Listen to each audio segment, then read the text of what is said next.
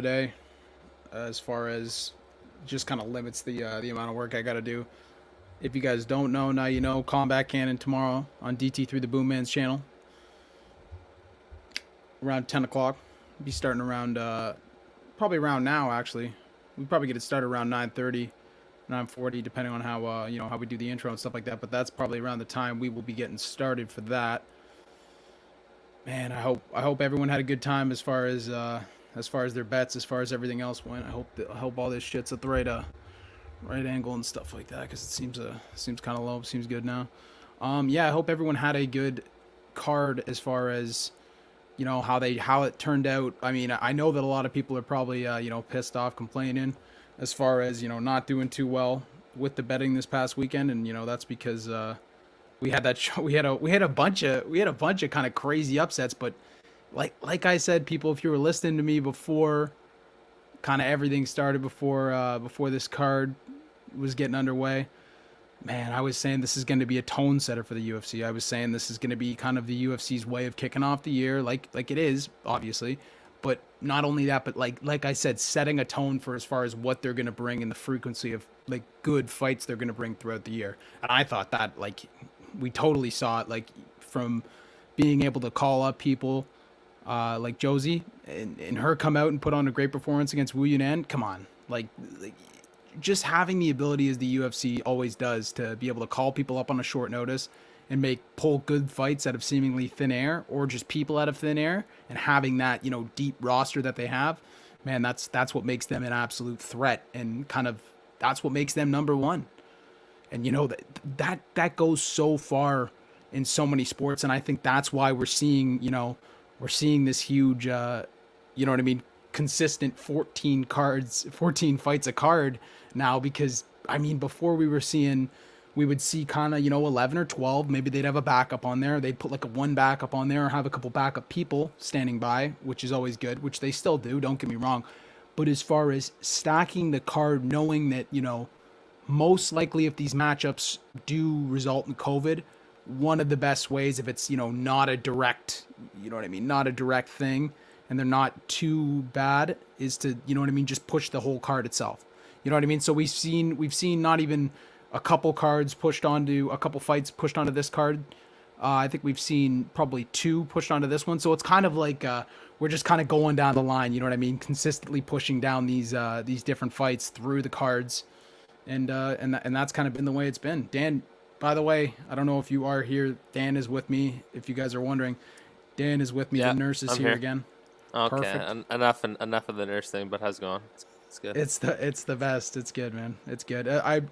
I know we were kind of talking about it, and as far as just the frequency of all this stuff that's going, all these great fights, all these these three cards in 9 days, having stuff like that, it's definitely a lot of work. You know what I mean? Trying to put out a lot of content for it, but at the same time, who can enjoy this? You know what I mean? We can't not enjoy this, because man, there was times when we weren't getting stuff like this. And for other sports, they don't get things like this. You know what I mean? They don't get three cards in a week. You know what I mean? It's crazy. Or in Yeah, 9 days.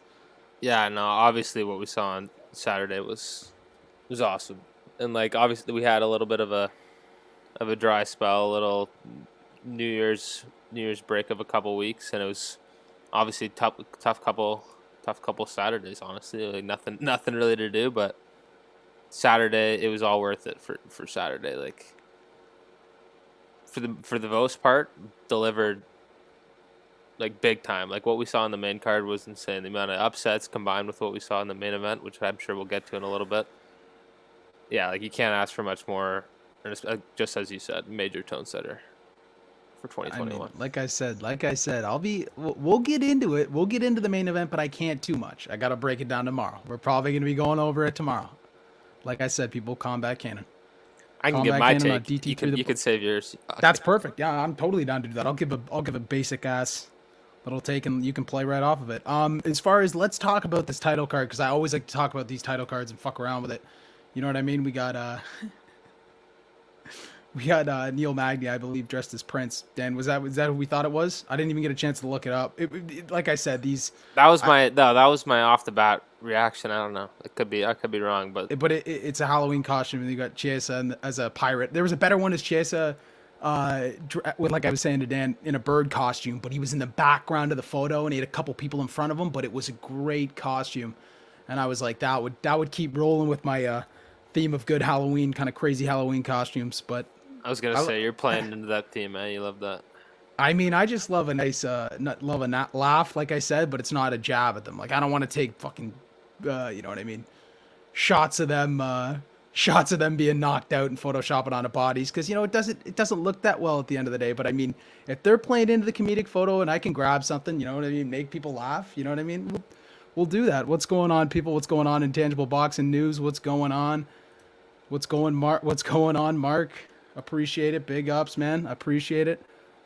As far as let's start opening up into this, you know what I mean? We've spent enough time kind of fucking around here looking at the You card. missed out. I offer you. I offer you this as well. You missed that. Oh first yeah, one. but that was actually before the stream had even started. I actually I know, I already saw seen it, that. so- I don't know if you're still here. I offer you this, bro, but I appreciate you too, man. Yeah. Well, in case are you about to go into this card, or are you gonna go on Holloway real quick? 'Cause might as well do that. You want to do Holloway real quick? Well, You- before you- we do that, and then you can do your biopsy, and then we'll get right into the main card. Okay. So as far as the Max Holloway fight, Calvin Kattar fight, the main event, man, if you guys did not see it, an absolute war. Records were being smashed.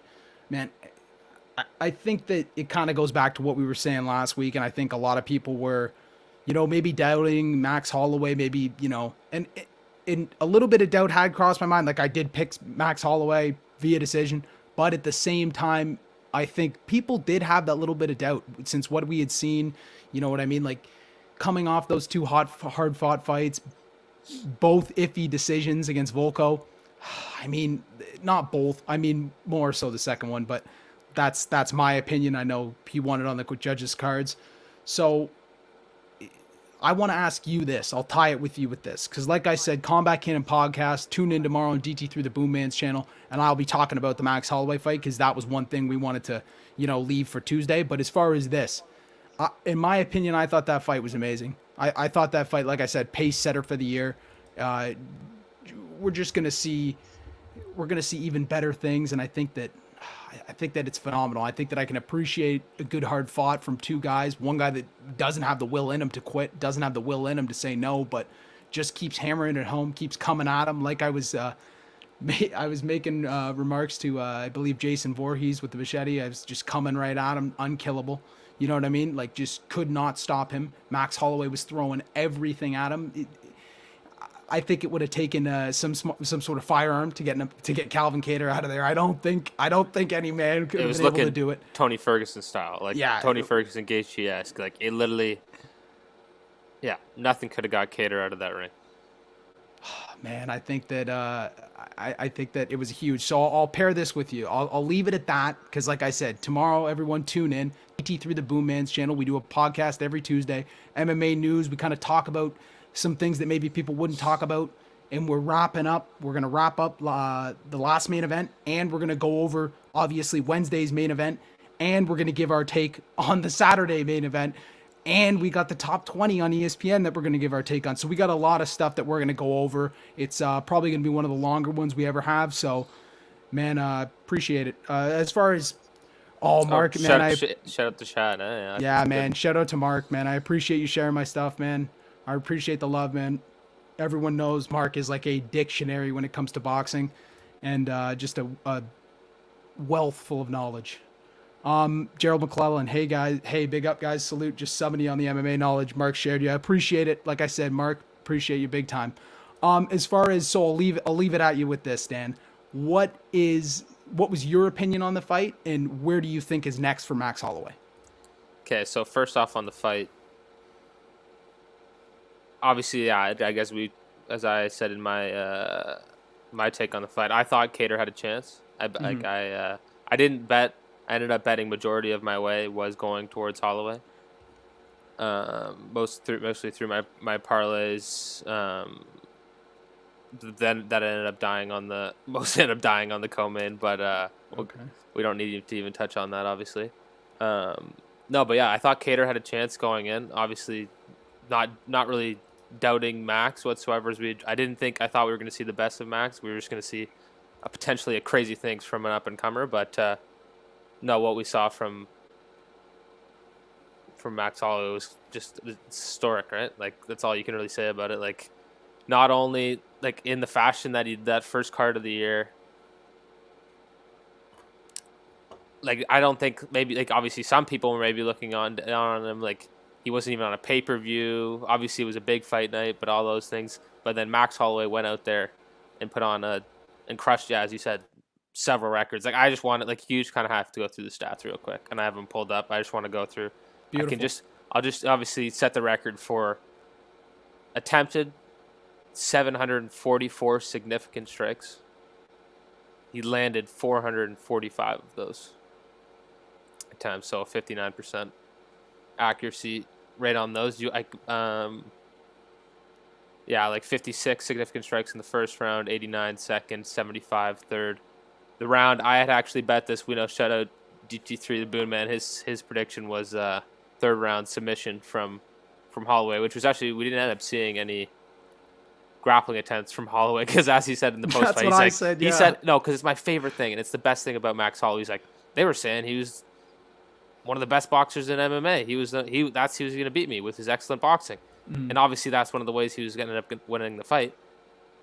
And he went in there. He's like I was kind of pissed that he ended up hitting me with a couple leg kicks. I thought we were just in there boxing, right? Like he went in there and put on one of the greatest stand-up performance in the history of UFC, absolutely mixed martial art, probably I don't know, but like I would probably have to agree. But shout out to DT3 the Boom Man for that third round submission pick. But the fourth round is when I placed. I think I had 10 money on. I don't know. I had $10 on that fourth round TKO stoppage for Max Holloway, which was the round where he landed 141 significant strikes. Do you remember all those overhand elbows that he was landing on him?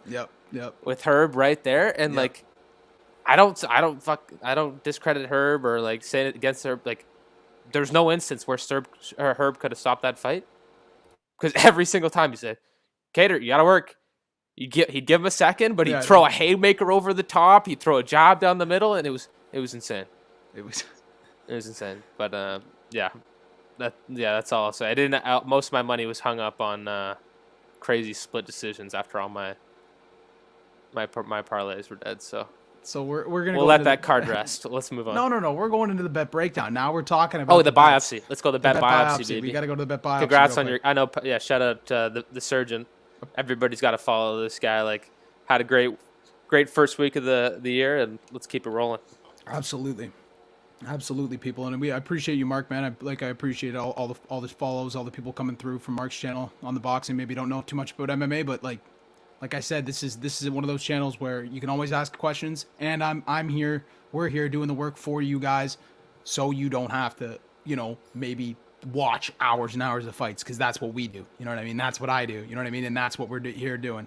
So we appreciate it. We're gonna go into the bet biopsy real quick. Yeah, well, shout out to you, Pat, because like obviously like I'm gonna mostly relying on you this week because like that was obviously like, we don't get this often. 3 events in 10 days. Mm-hmm. Like I didn't have time to watch any fights. I usually like to watch at least a couple. I'm sure I'll watch a few Chiesa and Magny fights, but that's pretty much all the time I'm gonna have to do, right? So like that's the beauty of where you come in, right? Like really condenses everything for everybody, and like you said, doing the work for us. But appreciate it. Yeah, look at that comment there. Oh, you did hit 50 subs. Nice. I did. Yeah, that's why I posted it, man. I don't know what you're dope. talking. You're that's like dope. coming through like 5 minutes later. Oh yeah, it's awesome, man. I appreciate it, Mark. As far as the bet biopsy goes, next time we'll have we're gonna make an official one just for the bet biopsy. I think it just has to be a straight up bet biopsy one. I think it's gonna come, and it's gonna come. It'll be full size. You know what I mean? Or it'll probably be a background section that I can also slide into. But as far as the bet biopsy, like I said, a lot of upsets, a lot of weird fights kind of going on. Mark, I will get your. The best way to talk to me off air is probably you can get my number, or I will post my Instagram right here, and you can give me a follow, even though it's just kind of like a personal account, and then I'll shoot you a message off there, and you can get my number. I was gonna say get it off Boone. If Boone's an easy way to get it off to, that's good. What's up, Jeannie? Yeah, man, looking forward to talking to you tomorrow too, man. I'm excited to do it. I'm excited to get into a good conversation, and like I was saying earlier, man, we got a ton of stuff to talk about. So I bet you it's going to be one of the longer episodes that we ever have. So it's going to be awesome. Shout out to the 10 people that liked the video already. Everybody hit the like button. Yeah, And man. screw that one guy who hit the dislike button. Like, I don't know who that would have done that, but screw that guy. Oh, okay, whatever. Let's go on to the biopsy. Man. Clearly this guy doesn't like hitting bets. Let's go. Yeah, clearly this guy doesn't like making money, which is crazy in this kind of a world, especially at this point in time. So we're kind of going a little bit backwards here. I don't know if anyone remembers, but we were doing these fights live like we always are. I will be doing these fights live Wednesday morning. So if anyone wants to come tune in and come listen to my live coverage, it's going to be nice and early. Yeah, so hit this nice Carlos Condit bet live. I was going to bet on Carlos Condit regardless, and he was in my actual video. Like I was feeling the Matt Brown, but I was thinking about the Carlos Condit, and this is actually where it gets funny. I was going to put $20 and then $15 the other way, and I ended up putting 20 on Carlos Condit to win on points. So it actually ended up working. I did it by accident, and I realized that right as I did it, I was like, oh, wrong person. So, yeah, it ended up paying off. We'll take that one on the night. I was going to bet him let anyways. the good fortunes roll, but sometimes Exactly. the gods just work in your favor. Like exactly. So as far as this fight goes, we were watching it. As far as a lot of people know, I picked Santiago Ponzinibbio in my actual video, but like we were talking about it. We kept talking about it. And the one thing we kept coming back to, as far as thinking about, was like, man, like Li Jingliang, like as far as like a guy like at 3.35, and it always came back to the whole staph infection thing. Like I couldn't get that over in my head. Like I couldn't get over it. Like, man, like it was just like, how is this guy coming off a blood staph infection, was sitting on an IV for 7 months, then finished. They put him on the wrong medication, had to go back on IV for another 2 months because he got sick. Like, come on, man. Like, it's kind of crazy. Found what? Are you? I didn't have any money. I didn't have any money on Lee, but yeah, give him your Twitter. No, give him your Twitter, Pat. Your surgeon Twitter. If you don't want to give your personal IG. I don't even know what my Twitter is. Do you know what my Twitter is? I don't remember. Is it just at the surgeon? Isn't that is that at capital the T the capital S surgeon? Might be. You check it right now. You check. But no, I didn't. I know you were check definitely. it real quick. You send me more stuff than anybody. Yeah, I do. But I'll check that real quick. Yeah, but just check it real quick, and I'll post it in there once I get that. Sorry about that. But I was just gonna say I didn't end up betting on Lee, but yeah, you were talking about it all night. You kept talking about the staph infection thing, and honestly, I should have keyed in. Maybe if I had a few fewer pints, but I would have seen that line. But that's crazy. Like in hindsight, the amount of disrespect on Lee with that line. Gotta hit that. And honestly, similar things right here, but you go ahead right here. Yeah, similar disrespect kind of on this line, and it was kind of a similar conversation that was going on all night. Was oh, okay, perfect, man. Okay, perfect, Mark. You got my number from Boone, perfect. Yeah, as far as it was kind of a similar conversation going on with the Buckley G Chirico fight. We were talking all night. My buddy doesn't like Buckley. He was in the chats, kept saying he was overrated. I kept saying I agreed with him. You know what I mean? So right when it came down to it, I ended up just putting some money on him straight up and hitting that, which was nice. But of course, and like with the guy with if you guys are taking questions, I would love to ask. We're gonna speed through a little bit of stuff, but maybe if it's one quick question, it probably wouldn't be a problem, eh, Dan? Let me just pull through these. Here's the other parlay. Here's the big parlay. This was the juicer that I hit, and it was perfect because it had the dog which I wanted, which was Punahele Soriano to beat Dusko Todorovic. It had Josie on it. Like, it was the whole Josie fight toss-up. We called that as a toss-up as far as betting goes. Like, we kind of liked it either way. Like, it was like... Yeah, you were leaning more so towards Josie, but then the line had shifted so much, right? Yeah. Towards, like, because Edwards had started as around, like, I think 2.2. Yes. And it went all the way to a pick'em, right? Early in the week. And I know that's the way we were talking about the fight was... It was kind of like, oh, at this point, maybe you should go towards more the respected fighter, but it was definitely, and either stay away from it or, yeah. But it's clearly what passed. I think you just you kind of end up just like hedging it, right? Because women's fights, women's fights are absolutely ridiculous to bet. I think that's what we've all learned if you've paid attention to any sort of lines or been a victim yourself. Shout out to Sherman. Yeah, But yeah, absolutely. Go ahead. Yeah, as far as the women's line goes, like we were telling people, hedge that all the way. Let's not get too crazy on that. Let's hedge that one, or just don't even pick it. Like we always say, we wouldn't advise you to go out of your way and pick women's fights. It's just kind of the lay of the land.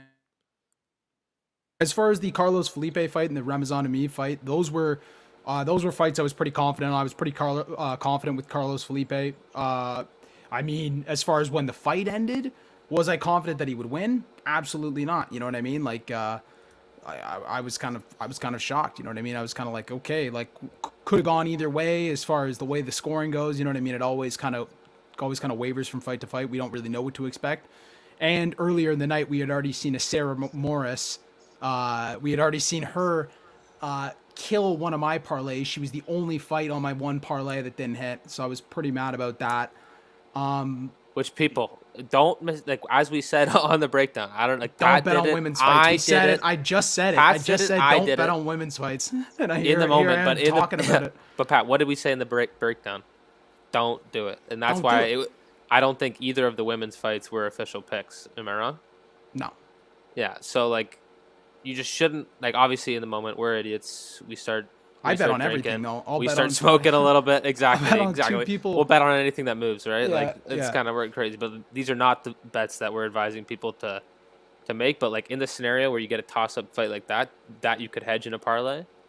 Yeah. Oh, yeah. That's the kind of ways you got to be linking it in. Mm-hmm. Pat, if you don't mind me asking, what was the actual, like, what was not the winnings on the fight or the parlay, but what was the odds, like the total odds for people that can't do that quick mental math? Let me tell you right now. Like what's like the unit winnings for everybody? Man. The unit winnings for everybody. But I know, I think in the Felipe on points, we were looking at Felipe. He's been going the distance quite a bit in the UFC. Pretty sure on points was one of the prop picks. Mm-hmm. We also Amir was the only way we said we wanted to take that fight. If you're betting on Amir, just because he's such a heavy favorite. But that was actually a pretty entertaining fight, but good win for Amir. But excellent. Great parlay there, Pat. Yeah, I'm just doing the math on it right now. The surgeon people. Because, like, I don't get actual... Like, see, once the bet even goes through, it doesn't show you those odds. Even if I included the money stake, you'd still have to do the math on the money to do it. Well, it's kind of rough. You basically just have to add up those numbers. And then it goes... And then it's not adding. It's you just do 2 times 2, 4 times 2, 8 times 3, 24. So it'd be 24 to 1. So that's 1 unit to win 24 unit parlay. We didn't put this out as official parlay, people, but like if you piece together some of the picks that the surgeon's putting out, especially the dog of the night, Punahele Soriano. Shout out Puna. Way too scary. Way too scary for me. Way too volatile for me too. No, but as you see, we'll continue Pat's going to anything. continue to break them down. Pat's going to continue to break them down. I love breaking down women's fights. Lightly, but like things. They're never. If you're looking to make money, steer clear of women's MMA. And like I said, people, earlier, when not as many people were here, this is just main card just because of the fact that Wednesday's rolling around real quick. We wanted to do bets. We're going to try and look at some bets, or I'm going to try and give you guys something. Like I said, I will be going live for these fights Wednesday morning, and if anyone is down to watch them with me, feel free. I might even have it open for people to hop in and out. I would love that, man. So it would be awesome if you guys would join me. I appreciate it. Like I said, got a podcast going on tomorrow too. Combat Cannon on DT3 the Boom Man's channel. That will be around this time. Actually, this will probably be starting around this time tomorrow. So tune in for that. I would really appreciate it. As far as getting into this first fight, Dan, let's start from the top or the bottom. It's up to you. Gotta start from the bottom. Gotta start from the bottom. Okay. End with the boys. End with the boys to get the respect. Oh, okay. I mean, like as far as this fight These goes, are all great fights, though. Great. I would totally agree. So as far as this first fight of the night goes, it's at featherweight. It's Leron Murphy, 5'9" with a 73.5-inch reach, taking on Douglas Silva de Andrade, 5'7" with a 68.5-inch reach. Leron Murphy 1-0-1 in the UFC with a 9-0 record. Douglas Silva de Andrade 4-3 in the UFC with a 26-3 record. This has been a guy let me tell you, folks, has been around. He's been around 26-3, and he's I think he's coming off of around over a year layoff. So, I mean, he's got 19 knockouts, 1 submission. This is a guy who steamrolls people. He just goes right through them. As far as Leron Murphy, 6 knockouts, no submissions. As far as the styles of these two fighters, Silva de Andrade is more of a stand-up kind of guy, wants to sit and bang, wants to kind of be able to roll through you. What's up, Jay Blues? Appreciate you. Sorry, I don't want to interrupt. Is this the first fight, or is it the Tyson Nam fight? I was getting the order that it was this one first. So we're just gonna go. We'll just go. I'm getting mixed messages here, but I'm on the UFC. The Fight Pass is telling me it's Tyson Nam, but it doesn't really matter the order. It doesn't really matter. We'll just keep going with this. Sorry. Yeah, exactly. This is main card lineup. Like we said, people, it's always subject to change. They have a women's fight pretty high up there currently. So I mean, that's always subject to get moved down. You know what I mean? Like that's a fight that I would have probably as the opener, and then I had to have every fight after that. So as far as that even goes, I'm not sure that that's even set. But as far as Leron Murphy goes, he's a very talented boxer. That's kind of what he kind of got into in the beginning, and then he was able to get his blue belt in BJJ. I'm sure it's maybe a little bit higher now. Like he's going to show you people, he's very athletic, has a lot of skills. He's able to really play a lot on his hands and feet, and really able to use his feints and his boxing very well. Douglas De Silva de Andrade, like I said, last fight in November 2019, and it was at bantamweight. This fight's going to be at featherweight, 10 pounds heavier. He's never been knocked down, people. The only fight in one of the fights that I looked at that was very close and very good, and we'll go into him first for Douglas Silva de Andrade, was a TKO loss at bantamweight to Peter Yan, who's now the champion, as we know. And this is kind of early on when Peter Yan was coming into the UFC, kind of just making his name as a boxer. They were just titling him as a boxer, you know what I mean? And they were saying, oh, he's only made the transition for 5 years, but he's looking amazing. And sure enough, he was an absolute killer, not only as a boxer, but like we know, Peter Yan able to do just about it all. As far as the fight with Peter Yan went, he kind of came out there, and Douglas Silva de Andrade looks very stiff. He's, especially for 135 pounds, he's as jacked as he can be. That photo almost doesn't even do him justice, because he's pretty much like a long-haired, oiled up, and now he's got the beard. He's just like he's like a mini, almost more Jack Figueiredo, which is his good buddy. But he's basically a pinball, like I was saying, and he's just looking to roll right through your ass. As far as like I said, looks very stiff, throws some good leg kicks in that fight. He was biting on a lot of feints from Peter Yan, and Peter Yan was kind of able to feint him out of his toes, land crisp shots, land good leg and body kicks. Like he was able to switch that up very well. He was able to kind of like, even impose some wrestling, Peter Yan was, and that's not really even his skill set, especially coming into that fight, but he was able to really look at the Brazilian and kind of impose his will as far as wrestling went, kind of dominating most of what went on the ground. Against a guy like Douglas De Silva de Andrade, like I said, Peter Yan was pressing the action first, and we saw him have a lot of success with that, and that's kind of actually, in fact, Leron Murphy's kind of style. That's kind of his game plan. He wants to push you, and he wants to be first. As far as in that fight went against Peter Yan, man, he was beat to a pulp, basically, and throughout the fight, just getting pieced up. He was just too short on all of his shots. Peter Yan was just showing that difference in speed right off the bat, and before the third round even started, his corner threw in the towel. He was just unresponsive, exhausted, huffing and puffing for wind. As far as his fight, which was most recent, was a UD win over Renan Barão. This was towards the end of Renan Barão's career when he wasn't looking as good. He was able to piece him up, kind of put on a good game, and he was able to pressure him well and kind of able to take that win. And I think that for a guy like Douglas De Silva de Andrade, like I said, that fight was in November 2019 at bantamweight. You know what I mean? So, like, this is one of those things that, you know what I mean? This is one of those things that, you know what I mean? It kind of makes you go, what? Like, okay, like, is this your comeback? Is this your rerun? Are you trying to make a new name for yourself? And in reality, we've already heard him on radio today saying these very words: I'm coming for the strap. I want to come back, be victorious, and continue a winning record on my way back up to the top. And we're seeing that kind of commonly now. A lot of these guys kind of, maybe having over a year off, especially with this whole, COVID bullshit and all that kind of going on. We've had even more, unexpected. It's kind of a little bit harder to even get certain fights. So, I mean, it's not weird, but I mean it is a little circumstantial amount of time, especially against the younger man in Leron Murphy, who's I believe 3 or 4 years younger. As far as Leron Murphy, his last win was over Ricardo Ramos, in which he got a knockout. I believe it was already in 2020. Murphy in that I fight, believe it's pronounced Ramos. But also shout out to everybody in the chat. Everybody hit the like and subscribe button. Thanks for coming out. Yeah, we appreciate it, people. As far as Ramos, though, Murphy was kind of doing exactly what I said. He was kind of playing really well into his boxing, into his ability to kind of, shoot good shots, shoot good feints, because he was incorporating a lot of wrestling into that fight. Ramos is one of those guys that look to try and get on Murphy's back pretty much right away. Try and get a body triangle on him, try and choke him out, try and get this fight over with. But like we've seen from a guy like Leron Murphy, he's able to kind of push through adversity, and even when he's tested against tough opponents, which that's all he's seen in the UFC so far. Like I said, 1-1 in the UFC, going up against Ramos, and then the other guy we're going to talk about is Zhuba Tukulov, and we know he's no easy ride. He's a mixture of problems as well. But as far as the fight against Ramos went, he was able to play a lot of good body work. Like I said, get up off the ground whenever he was taken down rather quickly, get himself to the fence, not look too overpressured from a guy with like Ramos on his back, and he was able to basically get a good takedown, tie that leg up, and then rain down some vicious elbows right before the end of the round, about 30 or 40 seconds. And people were thinking, hey, is he going to be able to survive? And Ramos was able to clip on. The ref had no chance but to stop it. Versus Zhuba Tukulov, this fight's actually kind of a weird one because it went to draw.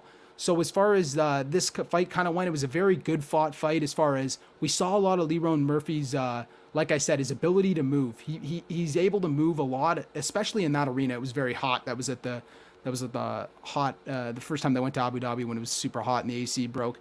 So other than it being very hot, and we saw Zhuba gas in that fight, we saw Leron Murphy kind of was able to press and like turn out a draw for himself. Zhuba gasses in every fight. I know, but we were able to see him turn a draw out for himself in a fight that, you know what I mean? Maybe you could have probably scored with all the takedowns that Zhuba got because he was able to take him down. But like I said, Leron Murphy's able to kind of get himself to the fence and not worry about it and get back up. He's even able to, you know what I mean, try and throw up a couple different submissions. Like he went for a nice Kimura before the end of the round and almost got him. Zhuba had to do a full flip, which you're not going to get a bunch of guys to do, you know what I mean?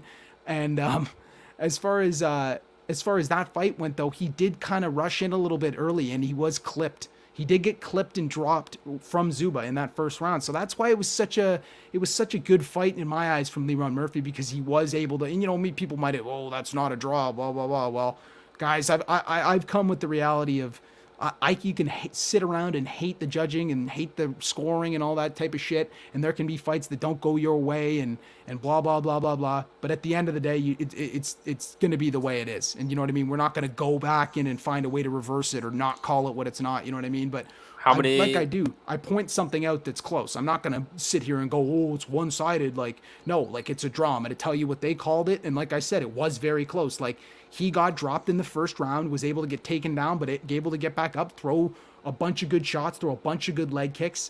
Like I said, went for a Kimura before the end of the round. He was looking very good in the second round, putting on lots of good pressure, landing good shots to the body. He was able to almost get a guillotine in that second round. And then he pretty much ended up just walking him down throughout the rest of the fight. The only thing Zhuba was able to do is take him down or clinch him up against the fence, and he wasn't able to even throw shots. So I don't know. I feel like it was a very like that's a deep water fight for Leron. Like he got dropped in that first round, taken down, held on the ground, man, and to be able to come back and potentially kind of throw that fight towards his way is great. It shows a lot towards his character, in my opinion. Well, especially obviously Zhuba's shown he's a 2-round fighter, and that's why the guy's got it's a tough 2 rounds. Don't get me wrong. Like that guy's coming at you like an absolute animal for 10 minutes, and like I don't know how the guy hasn't learned. I'm sure he has now. Like after he's drawn against both the Leron Murphy and me and Akeem Dawodu, who's fighting on Saturday, But yeah, no, those first 2 minutes, that's a grueling test, grappling wise, and yeah, no, Leron looked pretty good from what I recall. Can you, Pat, just for when, can you just move Yes, sir. That real quick? I just want to see what's the reach and height difference. Oh, I already told you the reach. No, I just want to, just refreshing. just refreshing myself. Okay, The- before I'm looking. Okay, go ahead. That plays into my final thing here. This is what I'm going to say to sum up this fight as far as where my pick's going. And sorry, get me. So don't if correct me if I'm wrong. Did you already mention the weight that they're fighting at? Yeah, they're fighting at featherweight. How many fights has Andrade had it at featherweight, or is this? I believe it's his second. I believe the one against Barao. No, sorry. His last fight was in 2019 at bantamweight against Barao. So has he never fought at featherweight? Is this him? Exactly. This is him moving up, getting pushed out by all the youngins. I hear what you're saying. But Unfortunately, even not even though, like with he's getting those wins. So like maybe it's a weight thing. Yeah.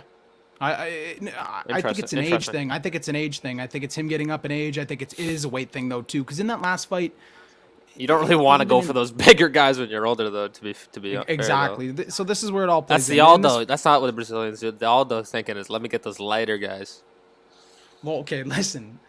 In the end of this fight, I see the more active man, the younger man, Leron Murphy, dominating the pace, controlling the work, and what happens in this fight. I expect him to apply pretty much his good pressure, the typical stuff I was talking about, walking down Andrade and being able to pretty much feint a ton, which is what we've seen, what we saw in the Ramos fight, what we saw in the Zuba fight, him feinting basically himself out of his toes. I believe Andrade's probably going to swing a lot, knowing he wants to try and get that knockout, try and make a statement here at 145 like he was talking about. I believe he's either going to be countered consecutively, Leron using that reach advantage and that little bit of height to play at him from there and his good boxing. Because as good as Andrade is, and he does have some good shots on the hands and feet, I think a lot of his forced. I don't think there's a lot of flow to any of it. I think it's a lot of... It was it featherweight? Okay, perfect. Okay, so there you go. I was right the first time. Thank you, IBT. IBT, it was at featherweight. Oh, thank you for that clarification. Appreciate that, brother. Okay, that's pretty huge then. Okay, so then there you go. That's what I said the first time too, and then I got confused. I reread it, and I was like, I'm fat, at Ronaldo, or whatever. I feel like if there's any clinch work or wrestling in this contest, I feel like probably Murphy's going to be the guy that's going to dominate this. I feel like his development on the ground is just consistently going up. And we've only ever seen Andrade ever have one submission. So I feel like in what we saw against the fight against Zuba, I know that we're saying Zuba got tired, this, that, and the other, but even still, just to be able to kind of even swim in that water, that deep water that a guy like Zuba will drown you in kind of in the beginning is impressive. So as far as when making some mistakes, when going against ground specialists, he does kind of have some mistakes that he makes because he is kind of newer as far as on the ground. He's not the best, but like I said, he's got some submissions. He's able to kind of throw some submissions up. If he's able to use his reach and movement effectively, I feel like Andrade's going to get tired and fade as this fight goes on. Like I said, I just feel like the layoff's definitely going to play into it. It has to. There's no way it doesn't. It always does with these guys, especially when they get a little bit older. And I know he's not even that much older. I think he's only, I don't even know off the top of my head. I can't even read it on there. I think he's, what does it say he is? Oh, boom. There you go. 35 in 6 months. Okay. So there you go.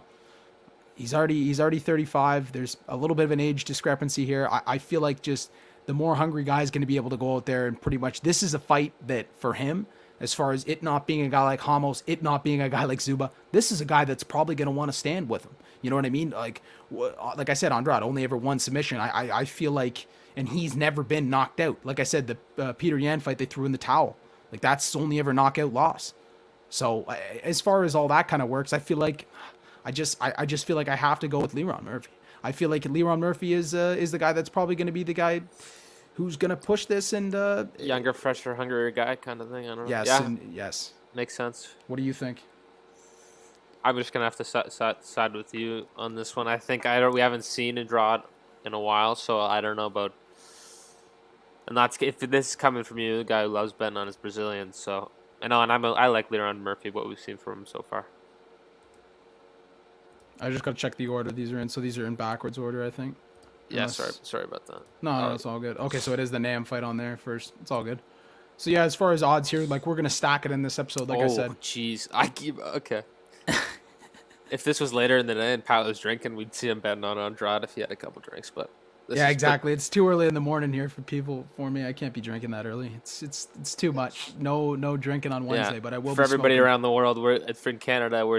We're in Ontario, where it's starting around 9:30, 9 a.m. something like that. I thought it was around 9. That's what you were telling me, and I'm Yeah, kinda playing around off that you. around that time, but pretty much bright and early But for like I everybody. said, I'm sure everybody in the UK prefers this to the usual time, but oh, of course. They're getting the favorite kind of slot in this one. But as far as all that kind of goes, it's gonna be nice to have these ones on Fight Pass. People, I'll be able to kind of call it like pretty much dead on live. I shouldn't have. Let's cross our fingers now. I don't have that much lag as far as streaming connection. I should be able to stream it right on Fight Pass. And well, remember when you had DAZN and you got screwed? Let's knock on wood up for that one. yeah, that's what I mean. Yeah, that's what we'll do. Cross our fingers, knock on wood, all that kind of good stuff.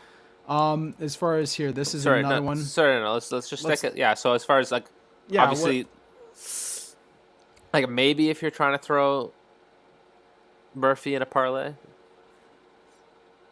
the fight to go the distance at 2.2. Yeah, that's probably what I'll be taking. You see that? Yep. Yeah, that's pretty nice. Or the over 2.5, but like at the same time, why would you bet the over 2.5? Might as well go with the fight. Yeah, I'd rather look at Leron Murphy to win by decision. I think he's gonna spark him, but I mean, which in reality he should. Really? Yeah. I mean, he should spark him. That's he should. I mean, fuck. I think he's gonna spark him. I think it's honestly gonna This is why I focused on the Peter Yan fight so much. I think it's gonna be very reminiscent. I think it's gonna be a tag fest. And he's got even more of a reach advantage. That's what I mean. He doesn't throw as fast though, and as kind of flowy as Peter took Yan. him 5. Like, it took Peter Yan 5 rounds to get him out of there, though. Did it not? Am I wrong? No. What are you talking about? Oh, well, no, sorry, I read that wrong. I'm sorry. Too many balls. Second round, second corner stoppage. round, they stopped it. Yeah. The corner stopped it. Okay, sorry. At the end, in between the third. I gotta rewatch that fight. Okay.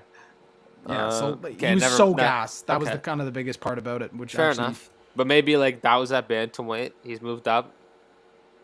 Henan Barao is very. It's not an easy out. But like I said, they're keying in all over. Such a long time ago though. So yeah, it's kind of tough. I like the 3.75 there. Like when you get a number that big with an underdog with such a big favorite, I always look over to that. But yeah, it may be. Where's the fight? It's still in Abu Dhabi, Fight Island. There, Brady. So the 3 events in 10 days. Yeah, baby. We got 9 days. Like I said, we got Connor and Poirier to cap it all off on Saturday. This is kind of like an appetizer. I guess before was brunch. I guess is what you could call that. Yeah, everybody. Saturdays. Everybody hit the like and yeah, subscribe appreciate button. it, Thanks people. for coming out. We're getting. Yeah, like I was saying, IBT. It only took. Dan literally heard me say it to him, and then he's trying to look up some shit I've at had the same several time, balls, sorry, and not listening to me. And then this is why this is why we come watch you, so that we don't have to know this stuff. Yeah, off the you're top the of our most heads. confusing motherfucker in the I didn't world. do any research, bro, for this card. Don't kill me, say bro. that out loud, man. I don't. say that type of shit.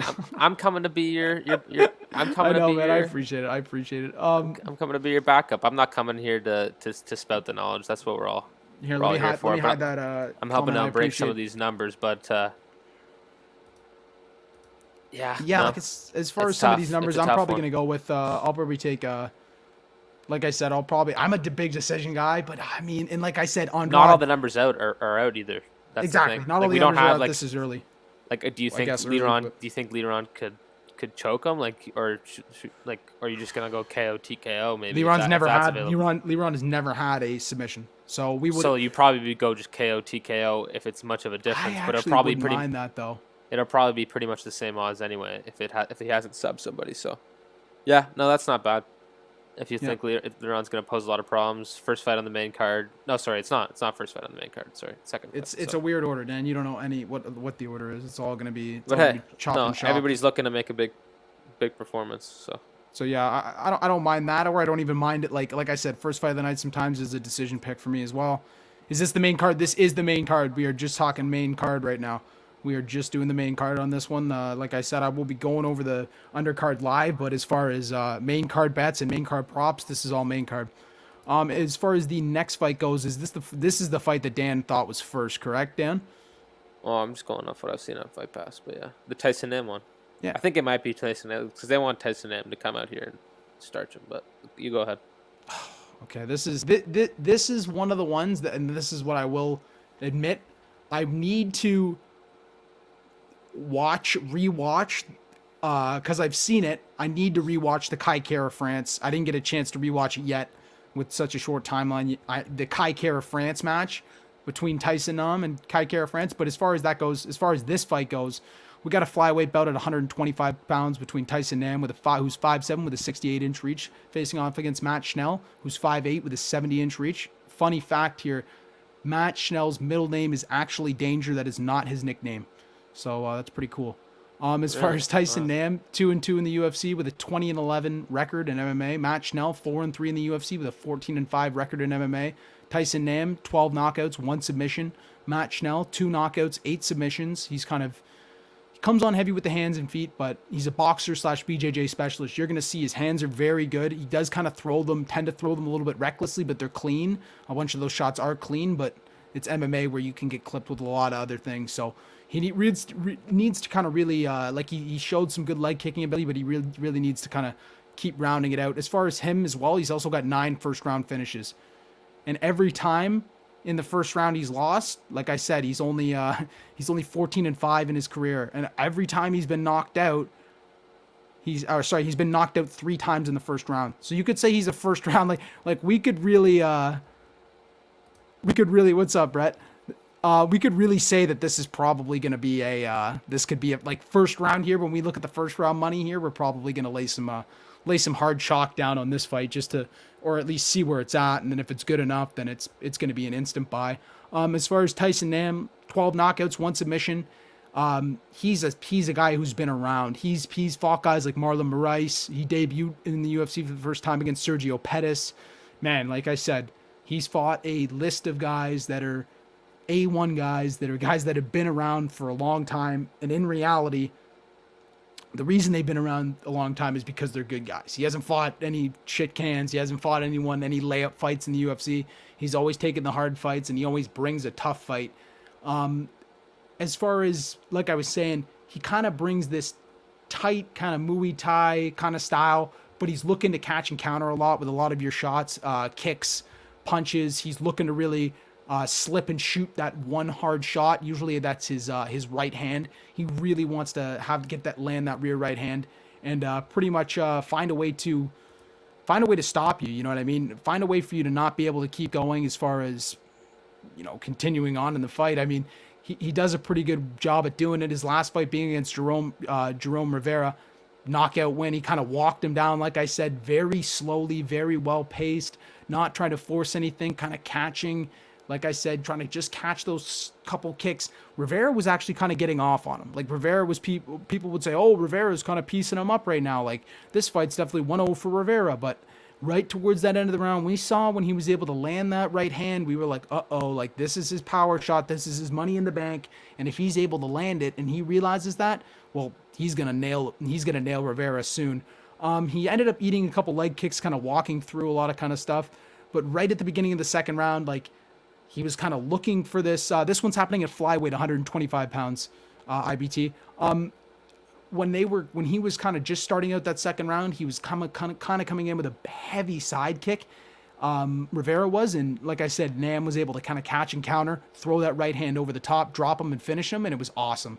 As far as Zaruka Adashev, he knocked Zaruka Adashev as well, and Adashev was he was like one of those guys coming up where everyone was could speak that name and was thinking about him as one of those guys, maybe coming up to kind of come play around with that flyweight title or come play a shot at that flyweight title. And as far as that went, he was kind of given a tester guy such as Tyson Nam to kind of say, oh, okay, well, where are you on the scale of, beating a guy that's, 2-2 in the UFC, you know what I mean? Or at the time, and 2011 in his career, kind of, a guy that is going to be able to test you and we're going to be able to see where you're at. Like I said, he plays that catch and counter game perfectly. He was able to catch and counter as Nam was pressing. As he continued to press, and he was hammering home the right hand, ended up dropping him, and then he was following up with shots on the ground, and he was pretty much stunned and shocked on the ground. As far as the Kai Kara France fight, well, so Pat, I was just gonna say, and that was a huge fight for Nam too. That's what I mean.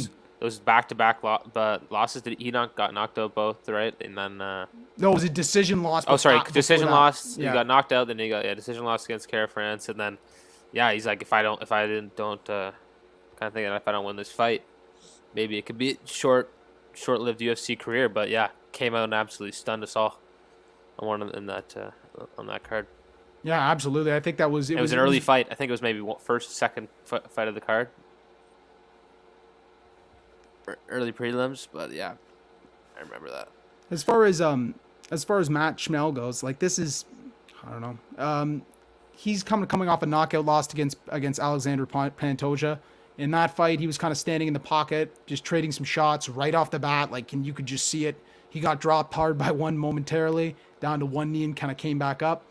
He was able to catch Pantoja a couple times as he walks in with a jab. Like I said, he's a boxer / BJJ specialist. He does have some very good boxing, and he does show that. But like I said, gets a little bit reckless, kind of gets too careless, and kind of ends up kind of seeing himself get caught a lot. Or as far as in that fight, saw himself get caught. And even with some of these other shots in some of these fights, you do see him get cracked. Like he does have a good chin, but. Is Neil Magny the underdog? We'll be getting to that. We'll be getting to that, Loke, in a second. Give me a second, brother. We're not far off. We'll fly through these fights. Like I said, we're only doing main cards, so like there's only 6 fights. We've already done one. Like I said, remind everybody. Sorry, Pat. Remind everybody that wasn't here earlier. Especially we've got a bunch more people on now. What you're doing? Like when you'll be going over those fights.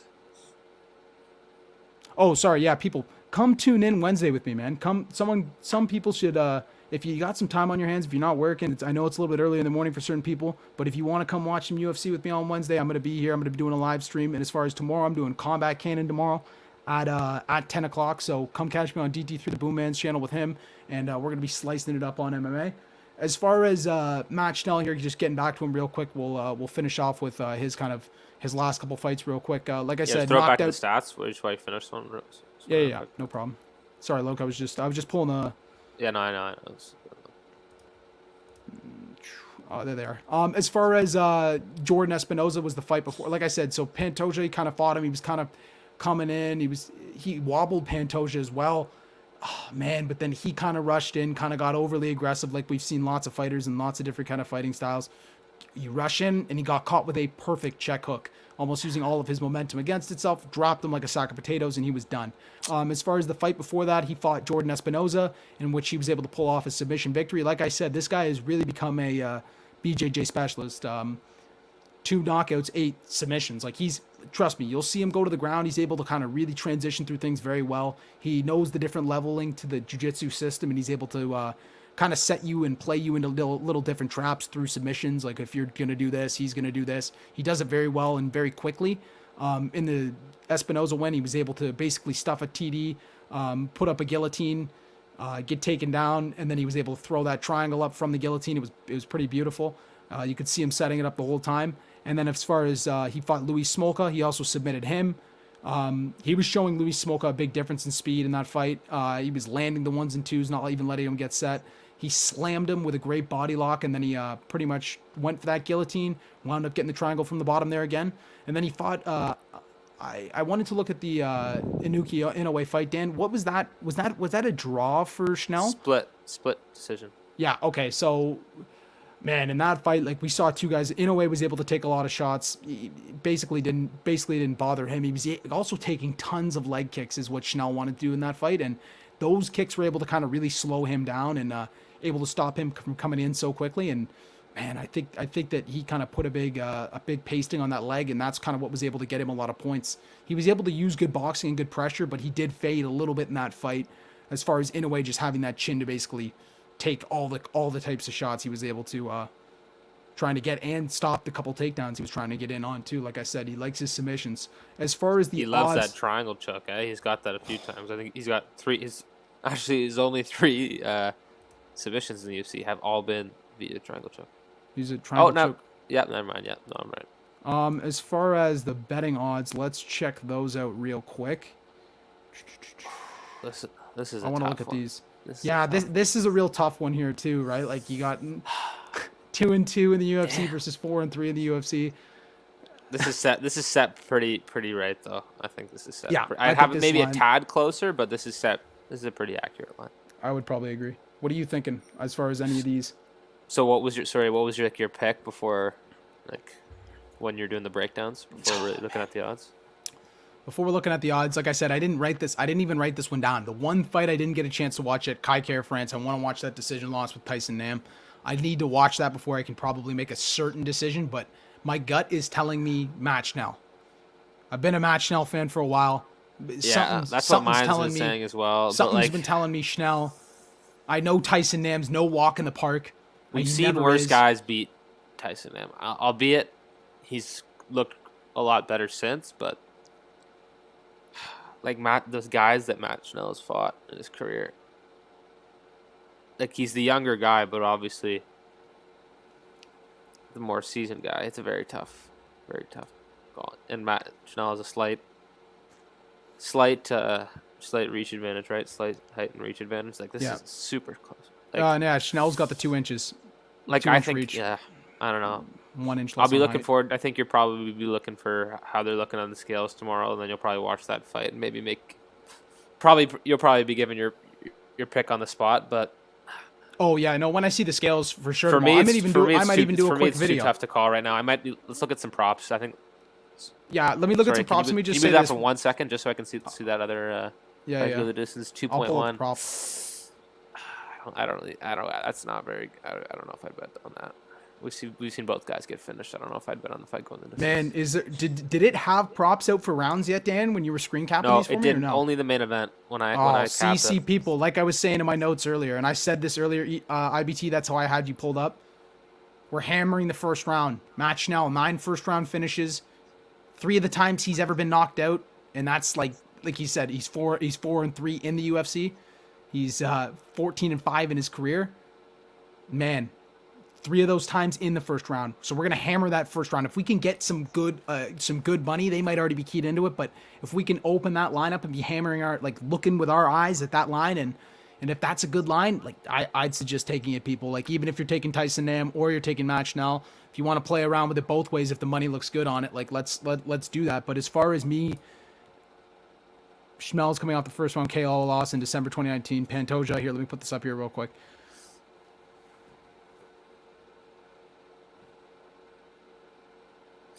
Yeah, Pantoja's a tough out though. Like, no, like I said, he wobbled Pantoja. I think he probably could have had Pantoja out of there. Like he tried to have him out of there quick. Pantoja's a tough motherfucker. I don't know. That's what I'm saying. Like I think Matt Schnell's he's too high of a caliber as just like a fly. Like, but like then again, like it could be Tyson Nam's opportunity to break into like the upper class of flyweights, it's just a tough one. But I would not hold that against you at all. Mortal for. Yeah, no, I said, I want to see what I want to see is on the scale too. Like I said, you can bet the under 2.5, Pat. That was the opening line. If you want to flip back to that real quick, I will right now. I think I think it would be set at 1.5. Let me pull that comment down real quick. IBT, your logic is not flawed though, brother. Yeah. Yeah, but like under 2.5. There we go. I wouldn't even mind putting some chalk on that. There you go, 1.9. Or just like 1.8. I don't know, like if you're being if you don't want to be a bit too careful. And that's how a lot of people bet. 0.14. No, but Pat, you can bet the fight not to go the distance at 1.66. So like, yeah, I'd probably just bet the under 2.5. Like, I don't see these guys never really been too. Have they had any late finishes? Not particularly. So I don't know. Either the fight to not go the distance. Oh, sorry. Yeah, the fight not to go the distance or the under 2.5 rounds, one of the two. Okay, I don't mind that. Maybe a parlay piece. If you're not willing, because like honestly, a fight like this. Who's your pick though? Do you have a pick here? I don't think I do, so I'm probably gonna pick the fight not to go the distance. That's my pick. Like I said, people, you're not stupid. Like I was already given those odds already. 9 first round finishes. 3 times he's been knocked out. It's in the first round. I don't know off the top of my head how many first round finishes Tyson Nam has. I believe it's, I want to say 3 or 4. I'm not 100% sure, but regardless, I think a guy that goes out basically a lot of his fights he's either lost or won in that first round. I think it's a good odds to put it that it won't or will go to the distance. I don't think you're stupid for playing around with type of shit. What's going on, Shermanator? Welcome to the stream, Sherm. Shout out to everybody else that has tuned in so far. We're having a great stream so far. Yeah, up to 17 likes. Pat, did you realize? Yeah, maybe you're not looking at the numbers. You're already up to 61, so that means subs. So you've probably hit, I don't know, 14 subscribers in the last hour. Mark, I appreciate you, brother. That's I pretty dope. appreciate you helping me out, man. Like you said, road to 100. And I knew you weren't kidding. I know you don't fuck around. I appreciate Road you. to 100, first of many milestones. Exactly. Well, I think 50 was the First of first many. milestone, so you hit that. Maybe at 100, I get to spinning wheel kick Dan in the head. As far as the next fight goes, let's Speak roll ahead. into it. This is okay. So Dan, you remember? Let's chat a little bit about this one. What was the first thing I said when this guy came into the UFC? I was hyped about him. You remember when he got the short notice call? Meniscus or Ike? Ike against Sherman. Remember, it was against Chase Sherman. Yeah, I don't. And I was sending you videos. It wasn't recent. I was sending you videos saying they, and I was screaming they don't like Ike. Remember? And I was yeah, I do remember this. Yeah. all perfect. Nam has never stopped anyone past the third round, so I vibe with it. Nam has 8 first round. Okay, so my 4 was bullshit. Double that. You know what I mean? Should have had that number there too. But So I think that so I think that confirms maybe like I said, people the just under would short 2.5. notice all these The under fights. 2.5 get those extra odds. What's going on, Brendan? Appreciate you coming out, man. Appreciate it.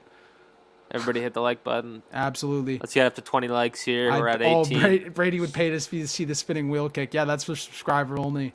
Yeah, type we'd content. have it paywalled on. Paywall to see it land. Yeah, and it'd be crazy. It'd be like a Tarantino movie when I snatch your back and Um, choke your ass out. Back into the fight. I remember I was saying they don't like Ike, and I was freaking out when he was getting that chance. He was kind of coming on. It was at heavyweight against Chase Sherman. Let me go over it real quick. This fight is at light heavyweight, 205 pounds. Ike Villanueva, 6'1" with a 73-inch reach. Viniscus Castro. He's got a lot of his last name I think it's Mahmoud. Castro. People let's call him Mahmoud. I think Mahmoud's a better name. No. We call him Veniscus. What are you talking about? Viniscus is actually a good first name. It's an awesome name. 6'4" with a 76-inch reach. Ike Villanueva 0-2 in the UFC, 17-11 record, so it's not too great. Viniscus 0-3 in the UFC with a 9-4 MMA record. Ike 14 knockouts, no submissions. Viniscus 1 knockout, 8 submissions.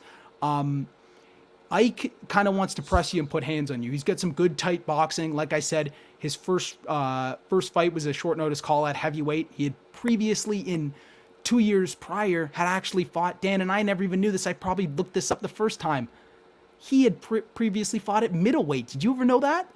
I think we were talking about it. We had probably originally, talked about it the first time he made the debut, and they probably brought it up. You see what Sherman said? Rule number 1, never bet against Chase Sherman. I've seen it. And honestly, he had fought Trevin Giles. I forgot about that. I kind of want to watch that fight at middleweight, even though there's no value to watching it.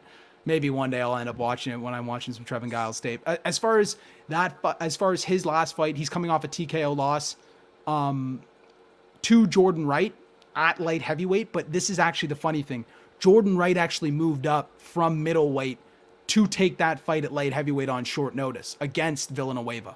And in that fight, he was basically hit with a spinning heel kick like the one I want to throw on Dan when we hit like maybe 1,000 or 10,000 subscribers or something crazy, because it'll kill him. But as far as he got hit with one of those right off the bat, and this was by a guy who's basically had 205 pounds, and it was beautiful. It clipped him.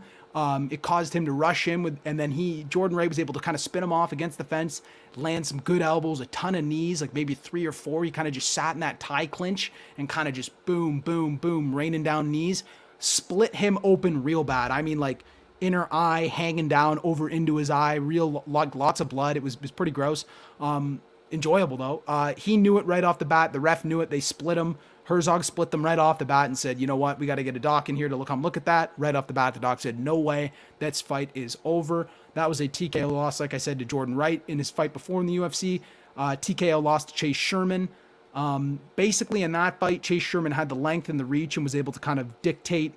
He was just returning into the UFC scene again, so he really had something to prove as well. And like I said, short notice call for Ike Villanueva, who's a guy who normally fought at light heavyweight, fighting in that fight at heavyweight, kind of at like 238, I think he weighed in at. So, you know what I mean? Kind of in the middle, like I said, he's a light heavyweight. He's definitely not a heavyweight anymore. He was kind of actually playing his pace a little bit in that fight. I think he knew he kind of had the jitters for it being his first UFC fight. He was kind of taking the range out, kind of using that range, using his some good shots, even against the bigger guy. The problem is the bigger guy, Chase Sherman, has a lot more skills, able to use really good leg kicks to nullify that lead leg. And basically, oh, man, it was bad. He wasn't able. You could just see it. And this is the fight I was kind of ruling for Ike when it was his entrance into the UFC. I wanted him to make a big splash. Like I said, he was kind of just getting his leg chewed up and getting comboed. It was starting to look compromised, and then he was pressed at the beginning of the second. He had some hard punches and elbows landed, and he went down. Like, they were both trading the whole fight, but man, you could just see Chase Sherman's punches landing on Ike were a problem. As far as Veniscus, he's coming off a submission loss to Paul Craig. Paul Craig, as we know him, the Bear Jew, very good fighter, very well-rounded fighter, not only with on his hands and feet and him being a big guy, similar size to Veniscus and like a 6'4", but he's able to throw some submissions up. You know what I mean? That's kind of one of his kind of become one of his fortes, is kind of able to not only work on the hands and feet. As far as in that fight, he was kind of actually Veniscus was and Veniscus is kind of this is the straight up from Veniscus. Like I said, 1 knockout, 8 submissions, 0-3 in the UFC with a 9-4 MMA record. This is what I'm going to say before I even talk about any of his fights. Awful stand-up. From what we've seen, just piss poor awful. You know what I mean? Just absolutely fucking terrible. Like man, this is kind of what makes this fight kind of interesting.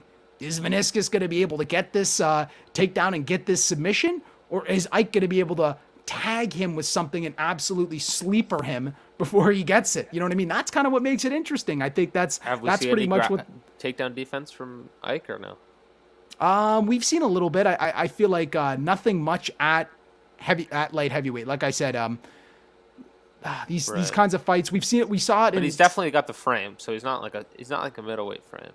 Especially at this fight, he's the bigger guy. So. But I mean, like, that's the whole problem. He's not one of these guys. They don't even have stats on his grappling, because I don't think he has engaged in any grappling. That's what I said, bro. That's what I said. That's why I said no. As far as Paul Craig, like I said, he was backing him up. He was throwing a jab a little bit. He got clinched right away. He kind of looked good on the hands and feet for the first couple seconds. He went, oh shit, now he's gonna get tagged. He actually pulled guard pretty much right away. He tried for multiple submissions, but Craig had him kind of pressed up against the fence. Veniscus was trying to go for a single leg once they got back to the hands and feet, like not even letting him even break. And then basically, in succession, as Veniscus was getting up off the ground, he basically looked at Paul Craig and looked and watched the 2 knees that slept him, that absolutely just slept him right to the ground, and that fight was over. As far as the Eric Anders loss, it's unfortunate. Kind of ends the exact same way. Shoots for a takedown, basically ends up pulling him on top, pulling guard again to try and use his jiu-jitsu, and this fight was 2 fights ago for him. But he gets back up and looks for the single leg almost instantly right again, just diving for the leg, feeling that power, that pressure from other guys, knowing that he's different levels behind him on the stand-up. He wasn't able to get the takedown. He got clipped with some hard shots. And then in the first minute and 30 seconds, it was over. The ref, he was hit with a hard rear left hand as he was getting up. It was perfectly timed, kind of almost just like the Craig, where Paul Craig took advantage of the guy not being very athletic on his hands and feet and kind of just using timing. We just said, oh, okay, you're going to get up from your hands and feet. Eric Anders threw the punch that basically, one of the punches that brought him into his stardom in the UFC, which was that beautiful uppercut.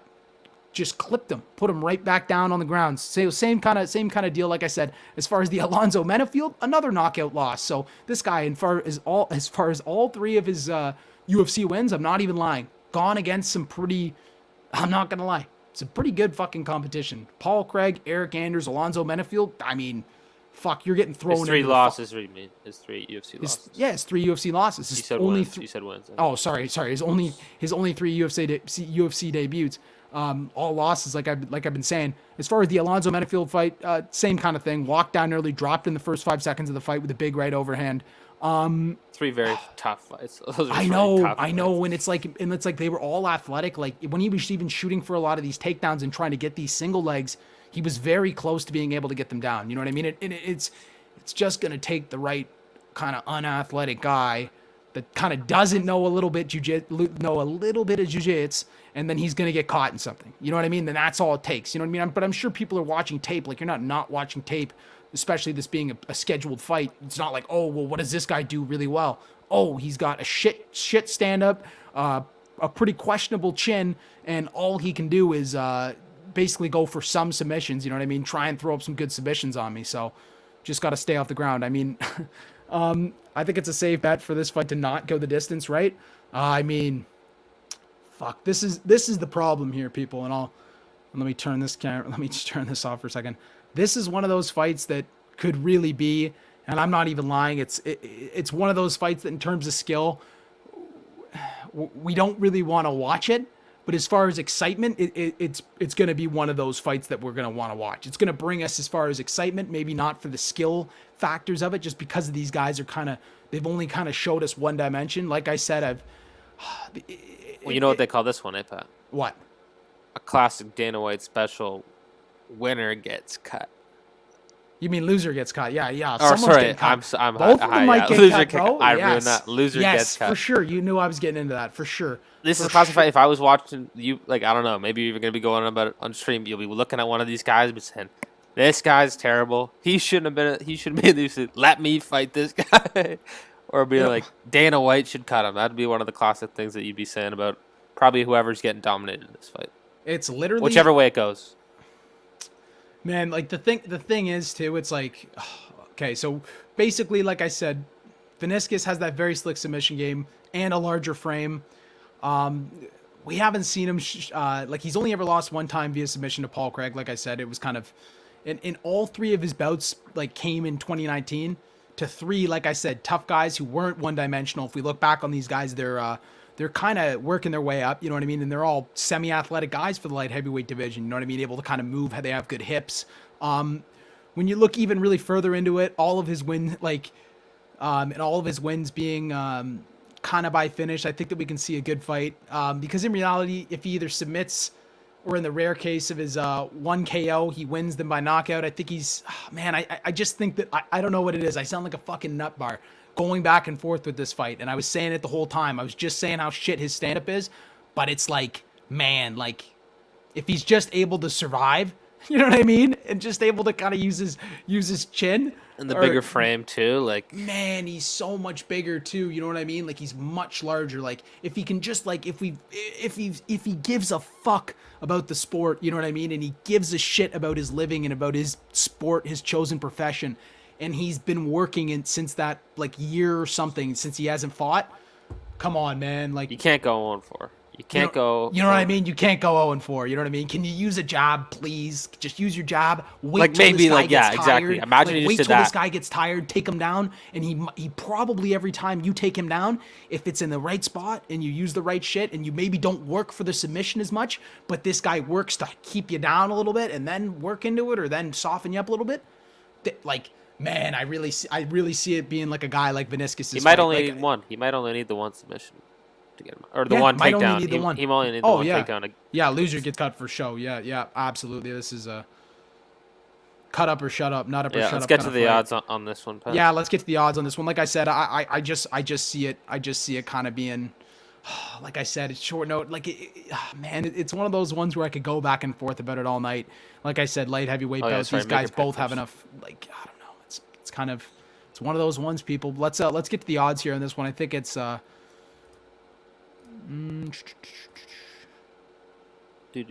on, get that one. There you go. There we go. It's because they're all in rando order. Yeah, another. Oh, yeah, let me. I thought they'd have it a bit closer, a bit more in Ike's favor, but I don't know why. It's pretty good. Yeah, the fight not to go the distance. Unfortunately, that's not great odds. They obviously think this one's going. This one's gonna be a short one. The under 1.5. That's not terrible. Well, they think it's chin check city. One of them's going out, or someone's getting the sub.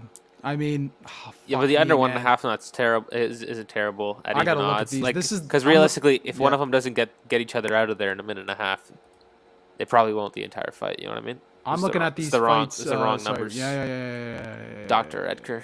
Yeah, wrong numbers again. Here they are right here. Win by decision, 5.5. Not to win by holy fuck. Yeah, this is one of those ones. It's another tough one. Like I said, like Dan was saying earlier, a lot of tough Like fights it's not in this even card. worth it betting on Ike by Well, I'm to gonna win take by this. stoppage. That's only 0.4 better than straight up. Like you never know if he can just grunt. Like, why is it like that? Okay, so it's a diagonal. Okay. Yeah, people. So like those are the kind of numbers we're getting right now. Like I said, They're not rounds are gonna great. come They're out kind and of stuff like crazy that. on this one. They're kind of crazy. Like I said, maybe like I would say, keep your eyes on these odds. Look at it for what the rounds are for each guy. You know what I mean? Maybe an Ike in round 1 or something like that. Like I said, this guy's gonna. I've seen him survive some shit. Like even in the Paul Craig fight, he took some goddamn shots from Paul Craig. He's I mean, taken some. Venescus has taken some shots. Oh, sorry. I mean, yeah, Veniscus has taken some shots. That's kind of the guy. Well, that's kind of the guy I've been backing. You know what I mean? Like my mind talks shit about him the whole time and then go I know, right but he's back also on him. Brazilian. He's Yeah, that's younger guy, bigger guy. like I said. If you get like, if you give a fuck about your job, about your career, about you're fighting at the highest level of mixed martial arts here, please tell me you put in some work within the last year. Or at least you're just in super good shape and you're way quicker because he's so bad on his hand. He was so bad on his hands and feet. Let's hope we see some sort of an improvement. But I don't know here, people. I want to see the scale on this one for sure. I want to see the scale, what this guy, this Brazilian looks like. If it looks like he's been working or something like that. Maybe a quick interview after he does the scale stuff. I want to listen to him first. This is one of those ones that you got to see before you see it before you buy Super it. For close sure. with a super close line, testy line too. Like Yeah, I want to the see lines. this The lines before I where buy it's it. at. The lines where it should be. I mean, like Where is it? I don't. It's right here. I don't mind the under 1.5 though. That's the only one No, thing I'm it's- kind of liking. But I do like. Damn, this one's tough. Yeah, I'm just kind of liking the under 1.5. If somebody's Yeah. gonna. I appreciate that. I mean, odds here aren't great. I'm too unsure of both fighters. Yeah, pass on this one. Like I was saying, we're not even going to like just for the sake of this because like Pass. Like I Yeah, you said- said you're not even making the bet right or a pick right now. You got to look at these no, guys on I the gotta scales. look at these ones on the scales. Maybe see an interview.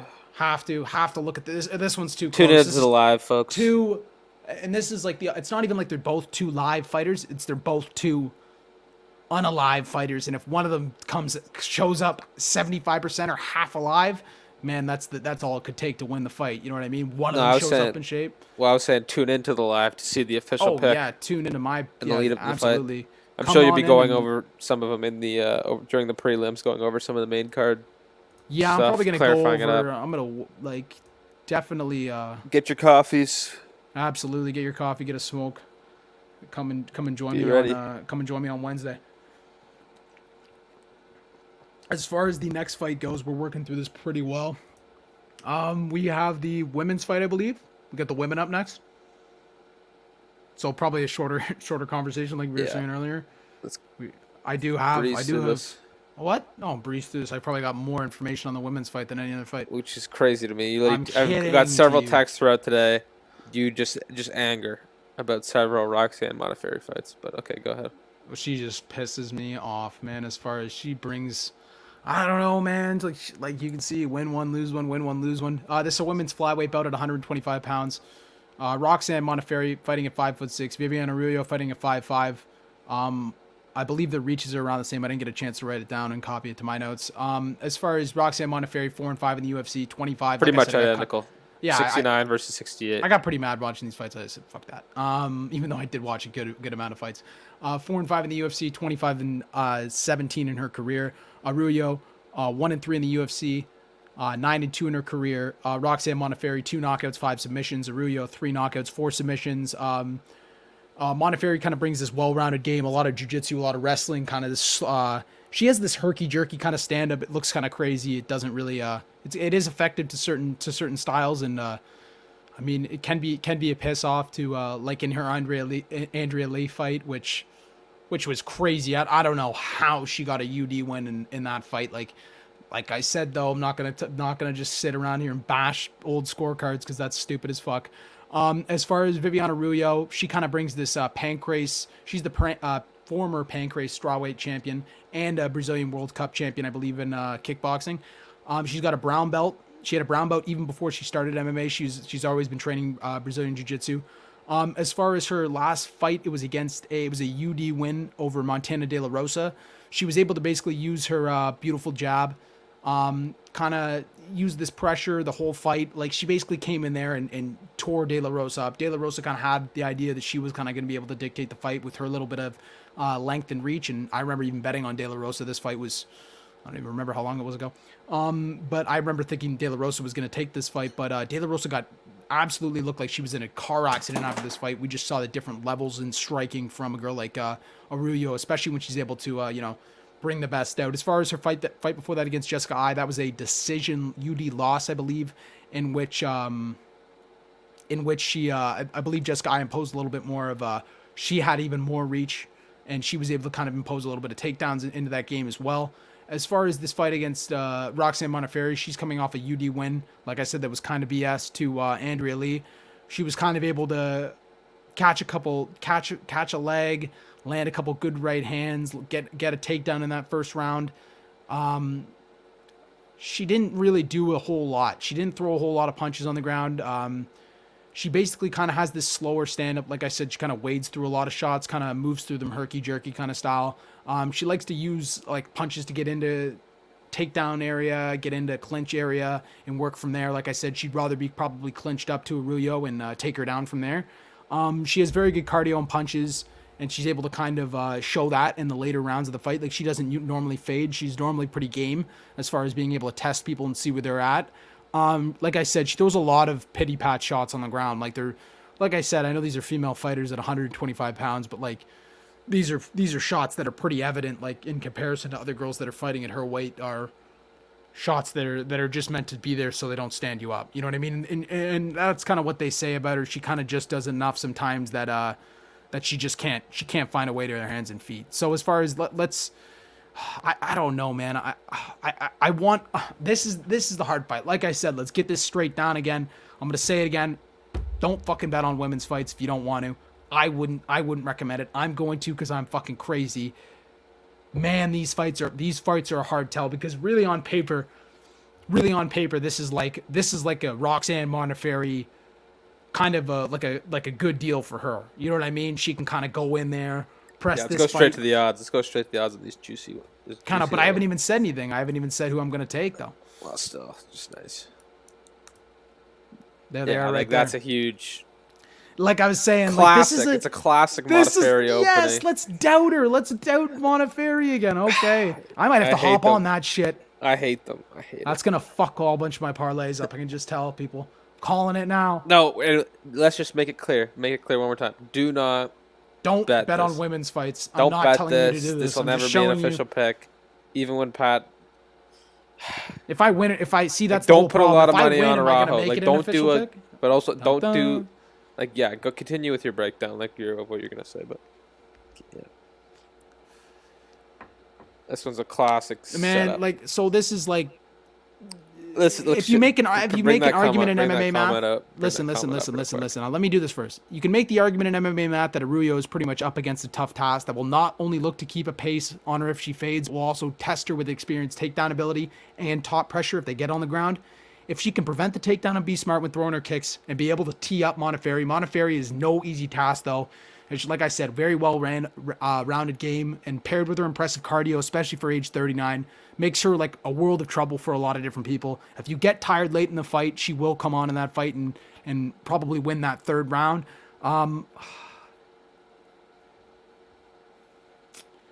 Man, I see Arroyo probably piecing her up on the hands and feet, and Modafferi probably looking to close this gap. I think that the problem is I see Arroyo, and quote me when this happens, I see Arroyo throwing a shit ton of kicks and has been, yeah, I know, see, win-loss pattern since 2017, and this is why this is why I said this girl gets me pissed off, man. Like, that fight against Andrea Lee, I thought Andrea Lee totally won that fight. I had Andrea Lee. Nope, no. Like, every time I bet against her, you know what I mean? It's like one of those things where I got to figure out a betting pattern with Roxanne Modafferi that's against my normal mindset. But as far as yeah, hear me out here. Avoid it. Don't bet it. Yeah, just fuck it. As far as Arroyo's probably gonna piece her up, like I said, on the hands and feet. I see Monteferi shooting, but like I was saying, this little quick detail. If Arroyo throws a lot of kicks, a lot of leg kicks. I see Monteferi trying to either catch some of those or really getting a lot of takedowns off those. And it's gonna be the real question is, okay, if Monteferi's gonna get the takedown, is Arroyo gonna be able to get up? Okay, if she's able to get up once, is Monteferi going to keep taking her down? Probably, especially if she's piecing her up and going for those leg kicks, going to use her range and her good jab and stuff like that, use her kickboxing abilities. You know what I mean? I don't know. Yeah, see, look at this. Look at this shit. He says like I'm fucking betting on Monteferi. Oh, man. I don't know who I'm betting on at this. Like, that's the whole problem. These fights are so close and you have to make these picks. You know what I mean? Like I was saying, in my head, even on paper, when I've written all my notes down, I see Arroyo winning, but like for this fucking line, I will be telling you one thing, people. Like I said, don't bet on women's fights. Like I said, I'm picking Arroyo, but I'm going to be betting on Monteferi at a 3.6. Like I said, if she's able to keep Arroyo down, I've seen Arroyo fade in some of her fights. She faded in the third round. It's too crazy against Montana De La Rosa in her UD win. Man, I feel like if she can just get taken down, like it's a crazy line, you know what I mean? But I guess they're once again writing off Roxanne Monteferi. I feel like this always happens. I feel like it's a setup in the betting scheme itself. You know what I mean? But yeah, I'd either, if I'm taking Monteferi, there's no value. It's maybe just in a straight up bet. Value. But like Araujo, like yeah, like maybe in a parlay, but like I wouldn't even do that. Like you're just gonna get upset if she ruins something. That's not. Go like Monteferi will do that to you. This is just a classic do not play.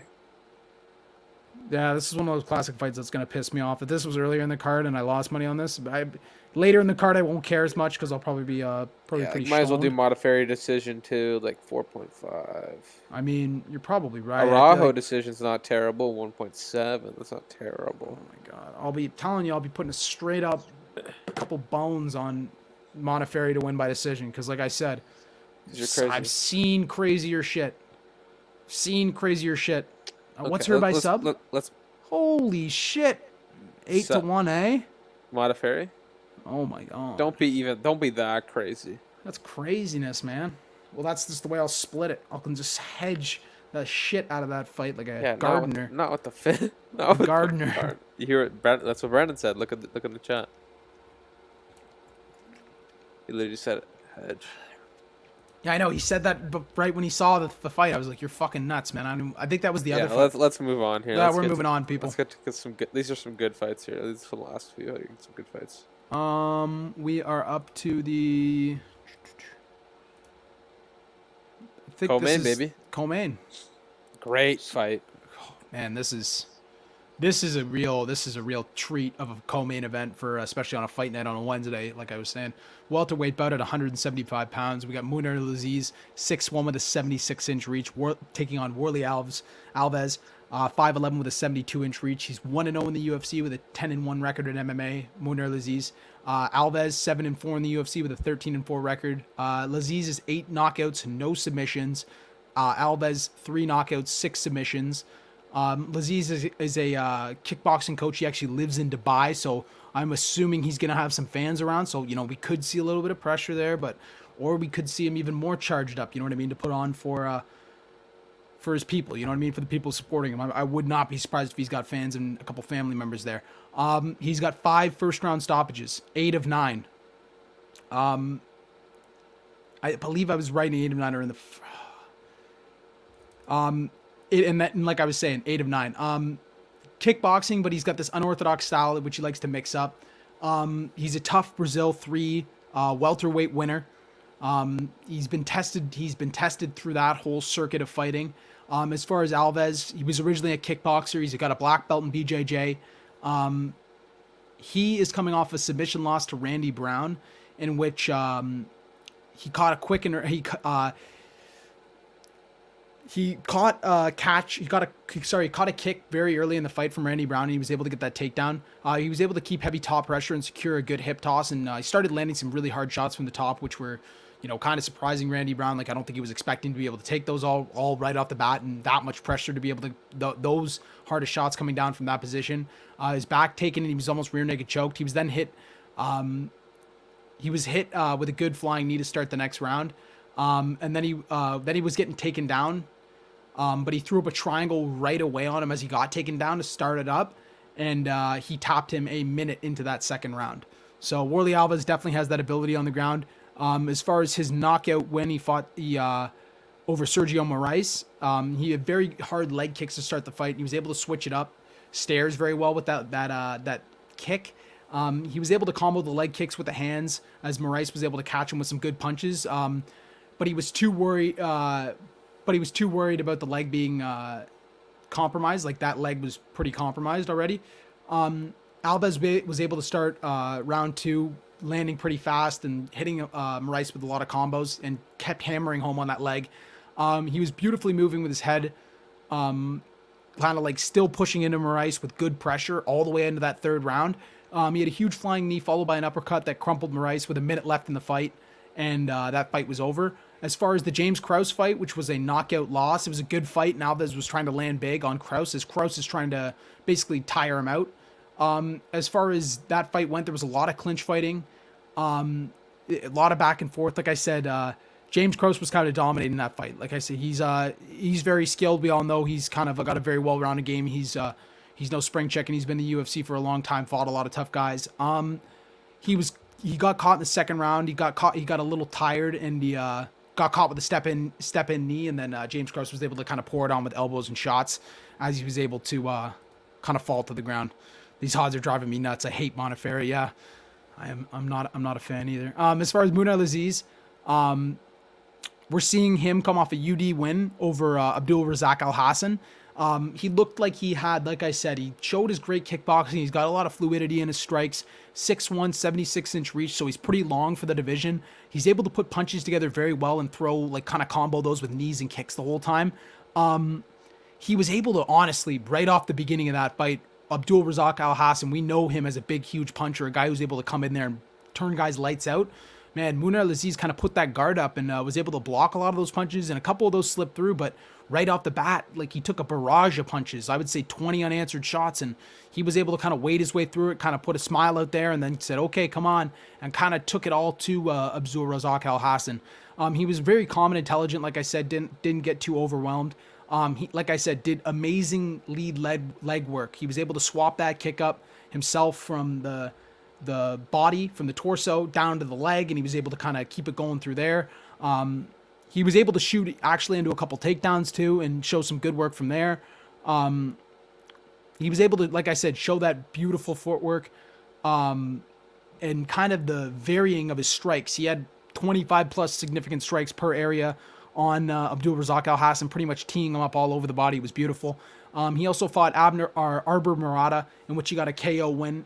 He threw some good lead knees up the middle, followed by some early pressure and a good rear uppercut to a high kick, followed by some multiple knees down the pipe, and he was eventually able to drop Murata pretty quickly with strikes. One of the fights I wanted to see. Dan, do you remember the guy I told you who I wanted to see? I believe the fight is. I will tell you the guy's right name. Sorry, what was that? Who was the guy that I wanted to see this guy fight? You don't even remember. I didn't think you're fucking listening. No, I can't remember who you. I was listening, but I can't remember who you. I thought you were talking about. So his name's Abner. I just don't remember the last name. I want to do it justice and get his full name up there real quick. Don't be sleeping on Warlley Alves, Birdie. This guy's a pretty seasoned vet. But basically, this Abner character, he's coming off just winning his belt also in another league. And man, like, it's the only guy that Laziz has ever lost to in his career, and the only guy that Abner's ever lost to in his career was Khabib. So I mean, like, it's a funny fucking way that this all works. You know what I mean? How this trickles all the way downstream. Right. They're good friends too, Khabib and Abner, and they had to fight pretty early in their career. And I believe he knocked Abner out in the second round. Really? Wow. Yeah. And like I said, this Abner guy just fought a couple months ago, or not even like maybe a month ago for his belt, the same belt that they were fighting for in the fight, which I believe he lost decision to Abner. So I mean, lots of interesting shit if you like doing MMA math and getting nuts with it. So as far as this fight goes, I think we're seeing one of the hotter prospects, I believe, coming up in the welterweight division in Laziz. I think his ability on the hands and feet makes him a danger, and we have seen him face top we've seen him face some top competition guys, such as, oh, there it is. I have it written down below. Elder Alvarez, not Abner. I'm fucking that up. Disrespectful. Elder Alvarez. Okay, that rings a bell. So the games from Laziz is consistently growing. In his past couple of fights, we've seen him prevent the takedowns, even work his own groundwork, and get takedowns himself. I think that Laziz is one of these real deal guys that will be a huge in the UFC down the road. For now, it's only a matter of time and development as far as what kind of fights he gets and where the matchups go, and as far as him consistently putting up good wins. Alves was once a top 10 ranked guy in the division, but since not fighting since 2019, it's safe to say we don't know what we're going to see from Alves in terms of cardio and ability. We know him as a kickboxer with dangerous ground skills, but will we see more groundwork because of the 4 inches in reach? For Laziz, man, I'm thinking we're probably going to need to see that. Like, I need me a dead underdog that can pull the upset. Oh my God, Loke, I was already naming a couple crazy ones. But as far as this fight goes, man, I'd like to probably pick Laziz. We're going with him. I think it's gonna be fireworks. I think he's gonna win probably via stoppage. Yeah, man, I think Laziz. I think Laziz is an animal. I think he's a fucking animal. I think his striking's just beautiful. Yeah, and he's so much longer. Like I said, the 4 inches, it's gonna come into play. It's like, I don't know. He's also like, while he's actually the older guy. I know. It's crazy, eh? He's the way fresher guy. Way fresher, less chin checked for sure. He's the quicker guy in the striking department. I think he'll be able to keep it on the feet. Yeah, I think he's gonna stop him. Maybe in the second round. Absolutely. Let's go to the odds here on this. Yeah, let's get these. Let's get these. This will be a great fight. This will be a great fight, though. Oh, like obviously, I said, obviously we lost a great fight in the Leon Edwards Hamzat Chimaev fight, but yeah, we're still gonna with all these events. They're gonna fight for that shit. They're gonna fight for that constantly. They're gonna fight for that. So yeah, okay. So these odds, I'd hop on these odds early. I think they're gonna go even more in Laziz's favor, but it's kind of a bit of disrespect to Alves at 2.75. I know, crazy lines this fight. Like, I think we saw a lot of more even shit last card, and now we're seeing these one-sided fucking... It's a setup, though, but it's a perfect little setup because they had the lines even last week. We had pretty even last week for a lot of fights. We had a couple underdogs win, you know what I mean? So now that's people going, oh, fuck, maybe that's why the lines were so close, blah, blah, blah. And now the lines are all back to these swapped lines, and now we're going to see fucking underdogs out of nowhere. So we're going to see some big, huge parlays. I can just bet it. I can just see it coming. Yeah, Alves, but I just think Laziz. I think Laziz is that good. I think he's the real deal. Like I said, real deal. So I'm liking the under 2.5. Definitely, I do Laziz at 1.4. Laziz is going in a parlay. I'm throwing him in there right now, in the parlay I've got going right now. But oh yeah, and just get ready to post that in the comments like you were doing, like we were talking about. Yeah, I'll do it. Not great odds, but Laziz it is. And to be a dead underdog. No, here, Loke. I was talking about some other. Oh, this is a one I will go over, and I might even go over right now. Mooney or stoppage. A different one. Mooney or stoppage is good. What is it by stoppage? Mooney to win. 2.3. Beautiful. I'll take that. I'll take that all day. You think Warley's tough enough to survive? Appreciate it, Loke. I don't know. I just think Laziz is elite enough and accurate enough and quick enough that I'll be able to just turn his lights out somehow. I don't know how, but I'm looking forward to it. You know what I mean?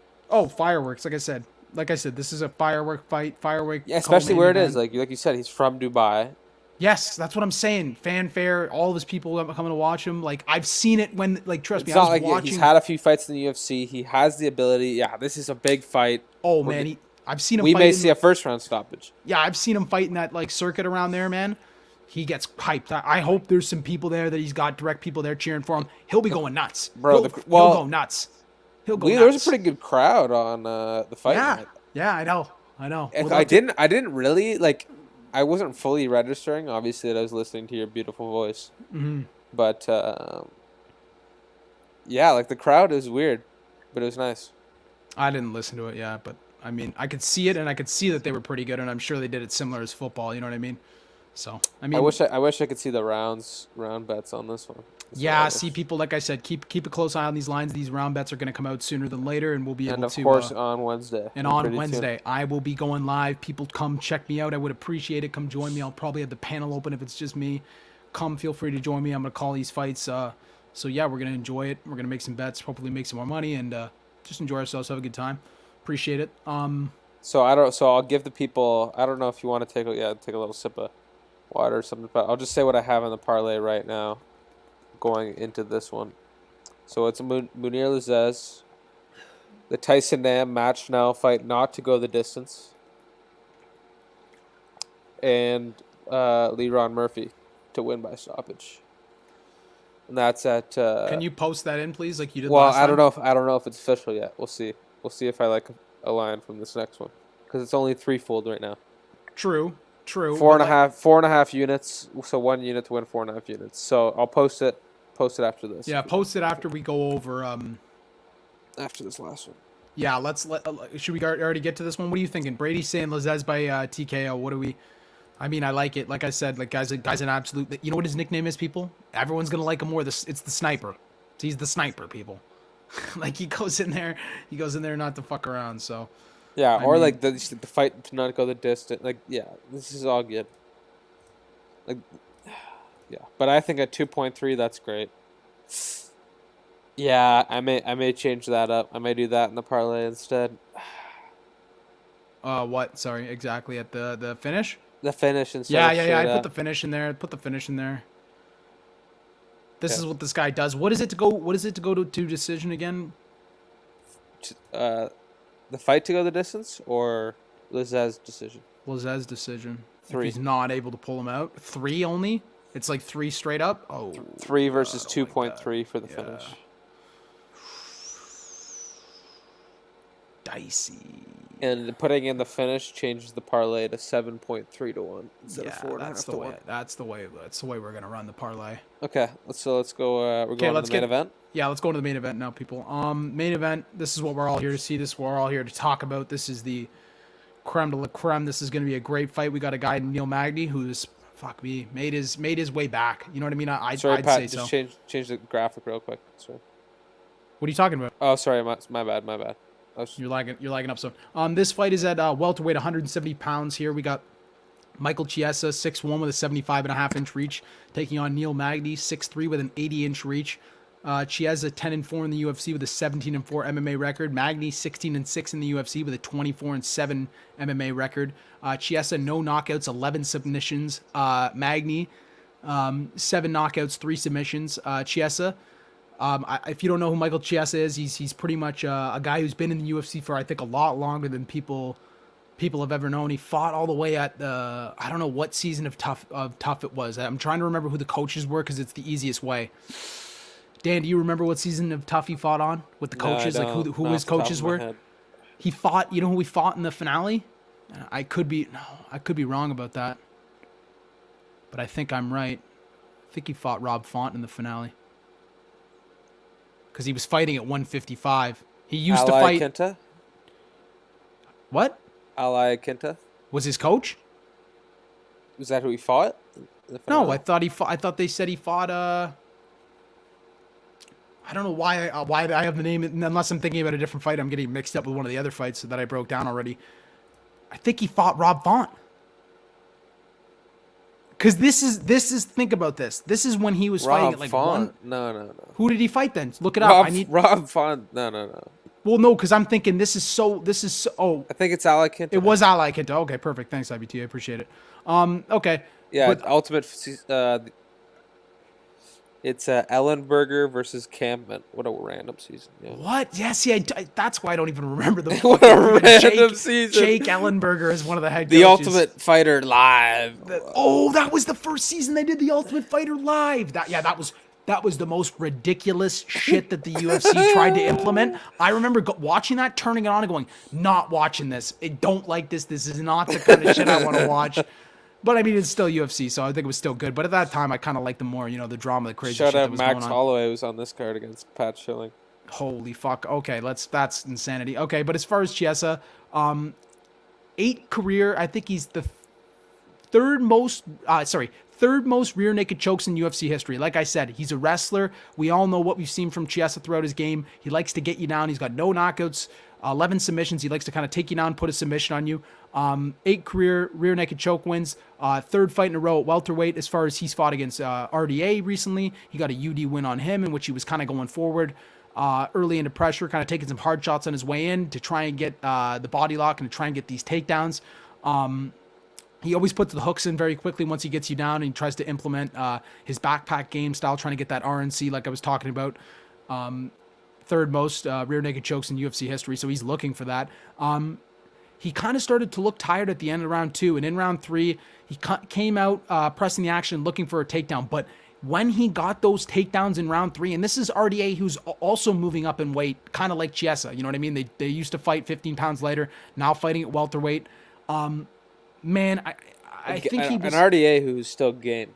He was still game, and he was like I was saying, Chiesa, even though getting the takedown, didn't really throw any strikes until the last 20 seconds. He took him down in that third round almost completely, entirely for the third round, but only in the last 30 seconds kind of opened it up, kind of started letting his hands go a little bit. As far as the Diego Sanchez, man, well, we know Diego's kind of at the end of his leash, and, you know, Diego was definitely a tester guy to see him come up and fight at 170 as well. This was the introduction of Michael Chiesa to 170, I believe, unless he fought Carlos Condit at 170. I don't think he did. As far as Diego Sanchez, he was able to take the back of Diego in round 1.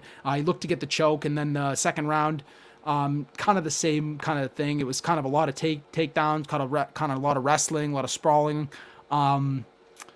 He was kind of able to get a lot of strikes out on the ground, throwing more strikes on the ground that fight than perfect. Yeah. Don't ever talk about my mom. That's exactly him. Man, I wish I could play that clip, and I probably could. But I don't know if the UFC would flag this whole video. But that would be a great fucking clip to have if I had like an intro or something. I think you could, like the first like a few seconds. Okay, well, relax. I don't have it downloaded, so it's not going to happen right now. It'll lag the shit out of my screen. No, I know it's not right now, but like maybe on... just in general in the future? As far as Carlos Condit, submission win. Like I was kind of wrapping up in the Diego Sanchez fight, kind of not much there, kind of flattened him out. Was able to land a lot of good shots on Diego, got the UD win. Carlos Condit, submission win. That was his fight before the Diego win, and he was able to kind of get a good takedown. Condit was able to kind of sprawl out of a lot of good things, kind of throw up a couple good submissions in which we thought, maybe Carlos Condit's going to pull one of those slick submissions off on Chiesa, but he wasn't able to get it. Chiesa was just kind of able to kind of stay tight with that pressure. He was able to get out of that armbar. Like I said, Chiesa's very crafty on the ground, and then he was kind of able to chain that right back into another takedown. Chiesa's able to kind of take the fight to the ground in the second again, and get that quick Kimura on Condit. It was actually like Condit was kind of looking for like a submission, and then he kind of got out of it, and right off the bat, Chiesa went for that Kimura and was able to wrench that thing up. As far as Neil Magny goes, he's kind of a guy we've also seen in the UFC forever, have a long career in the UFC as well, 16-6 in the UFC. Like I said, 24-7 in his career, 7 knockouts, 3 submissions.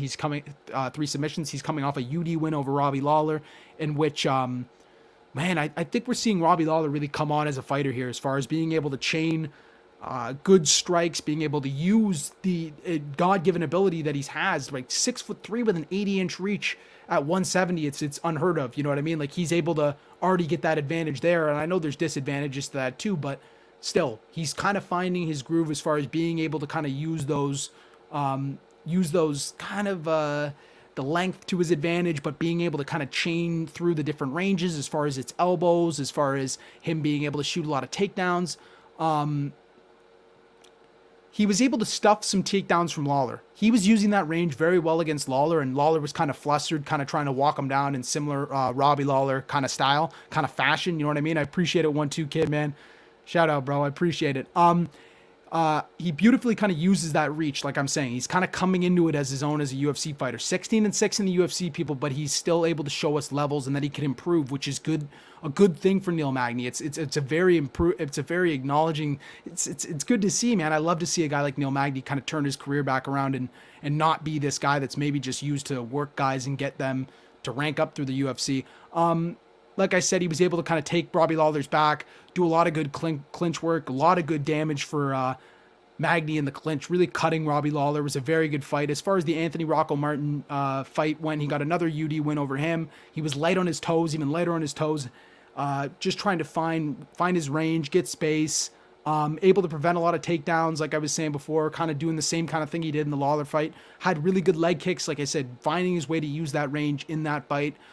He was walking into shots that could hurt him.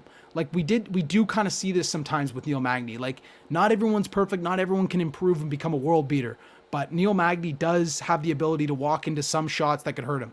Unfortunately for us in this fight, Chiesa I don't think is that guy that's going to be able to do that. I don't think Chiesa's knocking out Neil Magny, but imagine that would be the craziest shit ever. You know what I mean? As far as in that fight, he, like I said, able to prevent the takedowns, able to break the clinch. He was able to push the pace in the third. This is what we always see from Magny, and this is what I really think is going to be a difference maker. I think it's honestly, man, I think it's probably going to be the pace that Magny's able to set. He's always able to go into that 5th round, and he's always able to bring that fight to his opponents. He's had a lot more 5-round fights than Chiesa's had. Chiesa's never had one 5-round fight. I believe Neil Magny, off the top of my head, I think has probably had around 3 or 4, something like that. Had a ton of main events, tons of times where I think more times Neil Magny's gone the distance than Chiesa for sure. But as far as Neil Magny, like I said, one guy's got 10 finishes, one guy's got 11 finishes. But it's the style of Magny. Magny's more of a wear you down kind of guy, and then he'll start imposing his will when you start to fade. As far as the Li Jingliang fight, we just saw him get an absolute crazy finish. He was able to keep pressing and defend that takedown. He was kind of able to use that reach, and Li Jingliang had to close the distance, kind of like what Chiesa's going to do.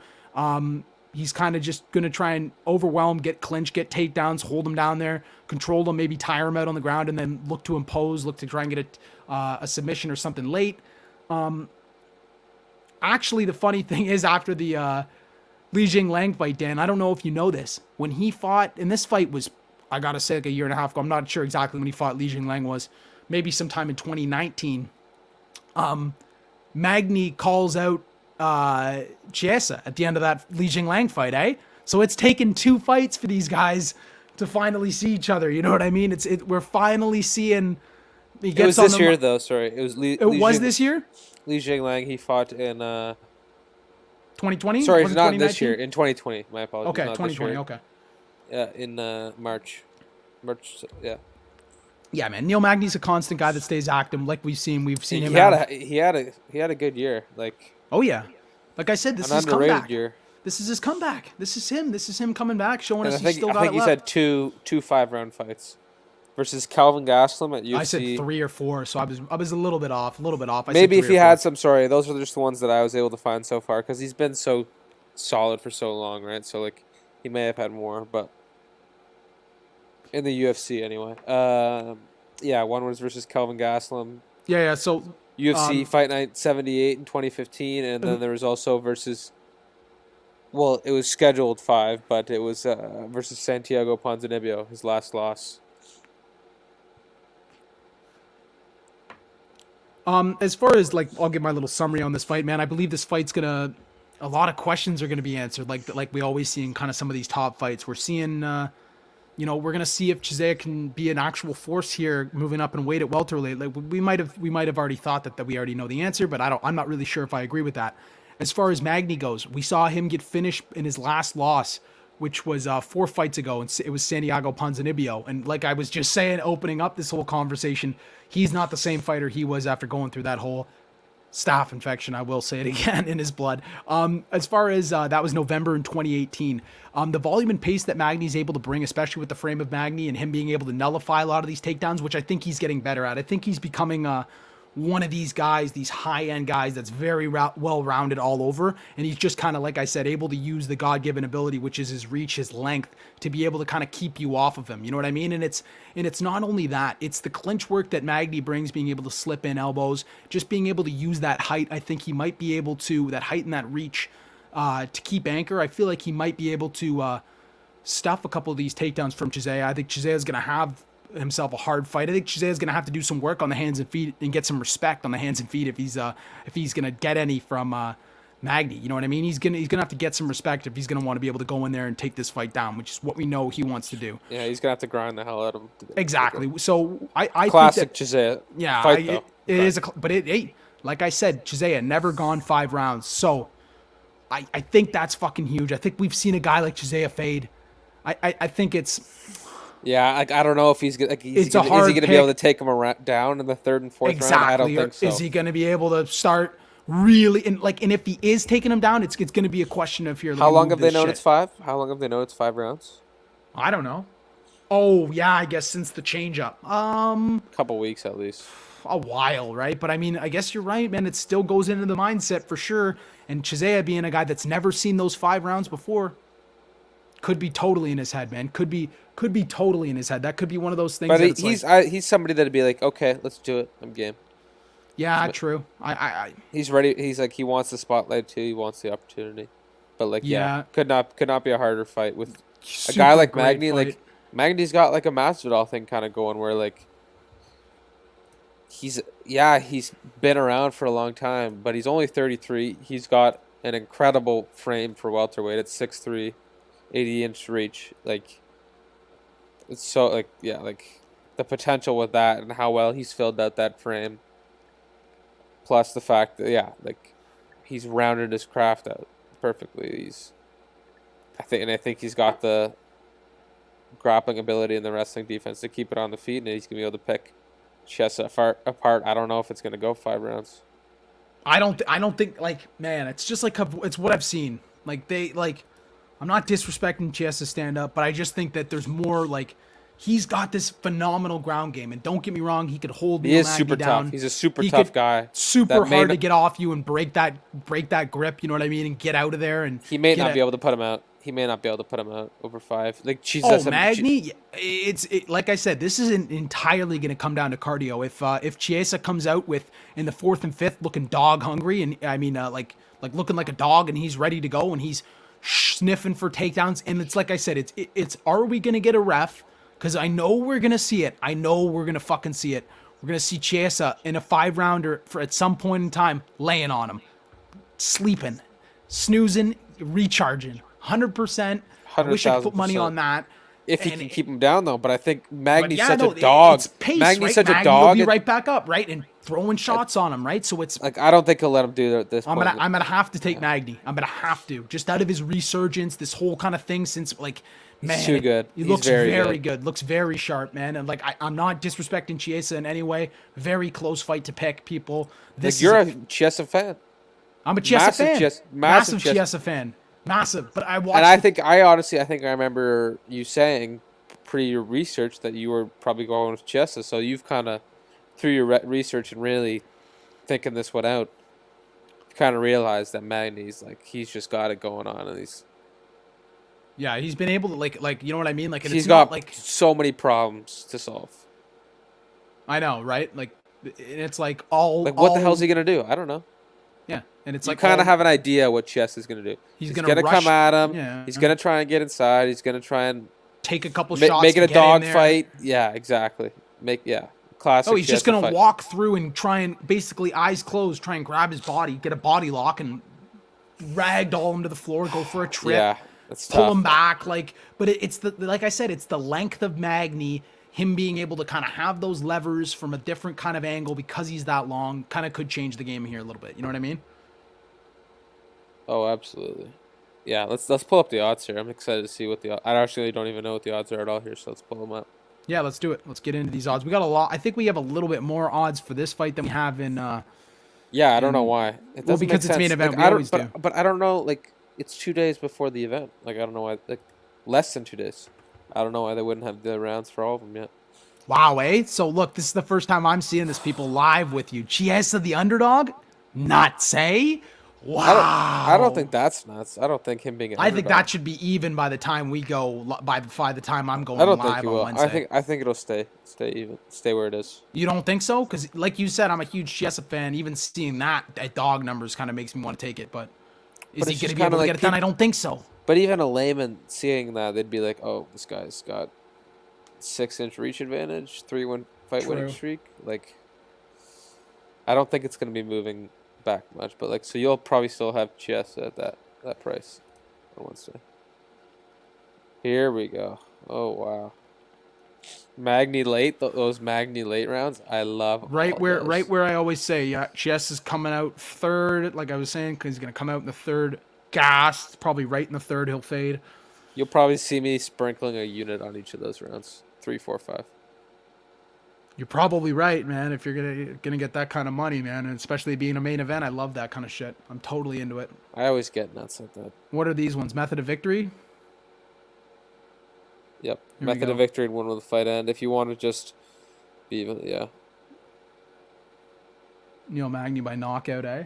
6.5. Because Chiesa's never been knocked out. True. But I mean, I don't He's think only it's, been subbed and he's been cut. Yeah, I put that in the chat. The cut via second round versus true. Joe Lozon. It might not, like, I don't really necessarily 2014. think it's going to be one of, like, a knockout, though. It's going to be a referee's going to stop it. Oh, you're getting your fucking meat pounded in. You Right. can Just barely too even- much. He may Well, just he's be putting I- on him in the it 4th could or be- 5th. Yeah. We could be seeing him, and fuck me, I could be wrong. Like I said, I'm a huge Chiesa fan. We could be seeing him. Like I said, if his cardio holds up, God bless him. I'm gonna take, like, then good for him. But if it Like, we doesn't, could. I think it's. I don't think it's like a. I don't think it's a far shot that we could see a super motivated Chiesa. Like somebody's got to fight. You got to fight 5 rounds at some point. It's not like it's like, oh, I can't. Like, you know what I mean? Like, he's not one of those. Like, he's not somebody that's had a bad gas tank in the past though either. Like, he's usually come in pretty good shape to his fights. absolutely.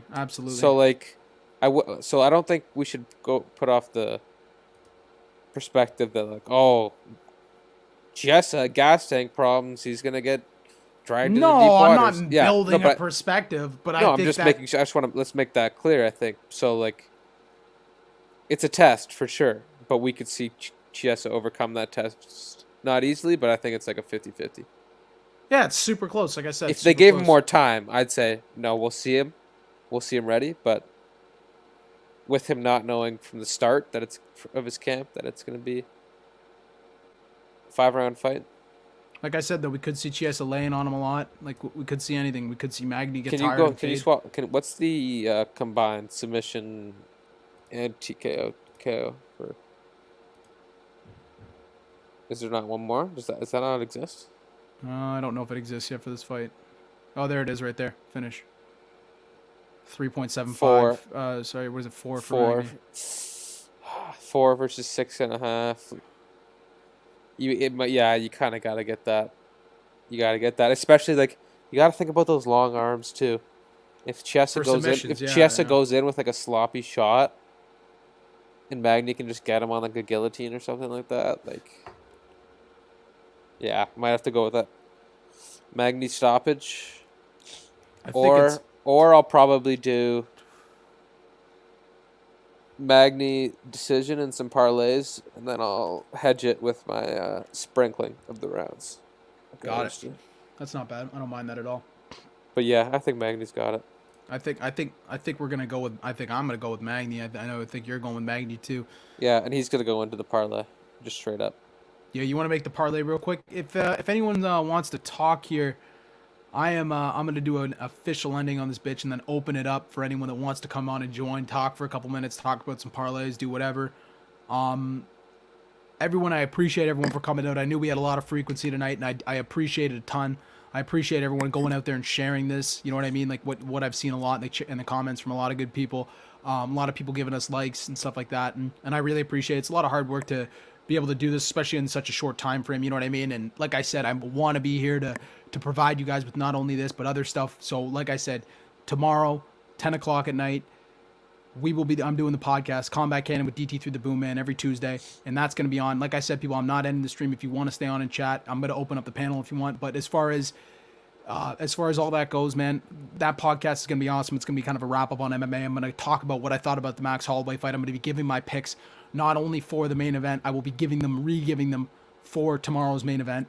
I mean, for Wednesday's main event, but I will also be doing the main event for the Conor Poirier fight because we won't be able to get to that before on Combat Cannon, but of course I'll be putting out content as far as leading up to that fight. I'll be doing a full card breakdown for that fight.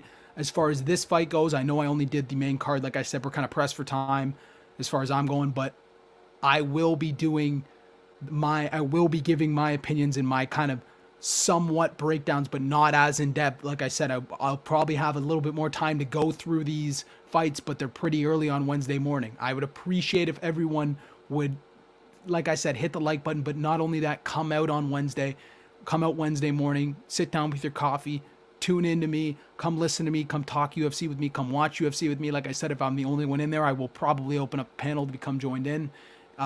You come join in with me and fuck around or whatever. We come talk, have a smoke, have a drink, enjoy ourselves, let's make some bets, let's make some money. I really do appreciate it, you guys. Man, as far as that goes, I appreciate my boy Dan for coming out tonight and helping me like always. No problem, I think brother. I think it's been a small road, but we're growing. And like I said, we're I think it was a great stream. It was nothing for a Monday night. Yeah. Little kind of didn't necessarily think you were gonna necessarily go live tonight. Figured but just with this small time frame, got to get it out there for the people. Exactly.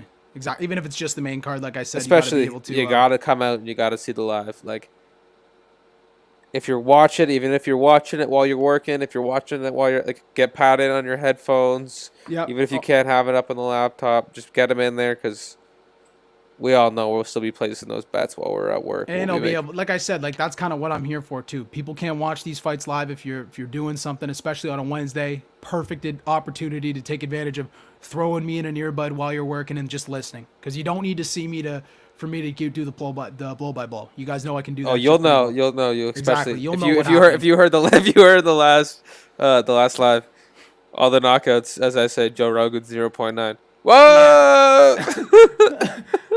Oh my God, some of those were crazy though. No, but because especially the two, it was like, I don't know if it was 2 and 3 fights, or 2 in a row, and it was it was the Buckley upset, and it was the Ponzinibbio upset. Like, because those are the ones that get you, like big dogs coming in and saying, "Yep, let's go." Yeah, man, and look at this. Look at Mark right here, man. Unrivaled. Absolutely, just Mark, clipped I got your WhatsApp. I'll shoot you a call or a text or whatever after. I'll let you know after I'm close this down. Like I said, I was gonna open it up for some people to come in and chat for a bit. Bro, I appreciate you guys. You guys are awesome. Both you guys, I think, shared this. Both you guys got me up a ton of subs, and I appreciate it. Appreciate the love. This is how these kind of communities should work. Everyone supporting everybody, and this is how we grow people. I appreciate the love, and like I said, I'm gonna open it up right now. I'm going to cut the official video off now for YouTube. I'm going to throw that stuff up. Dan's got some other stuff he wants.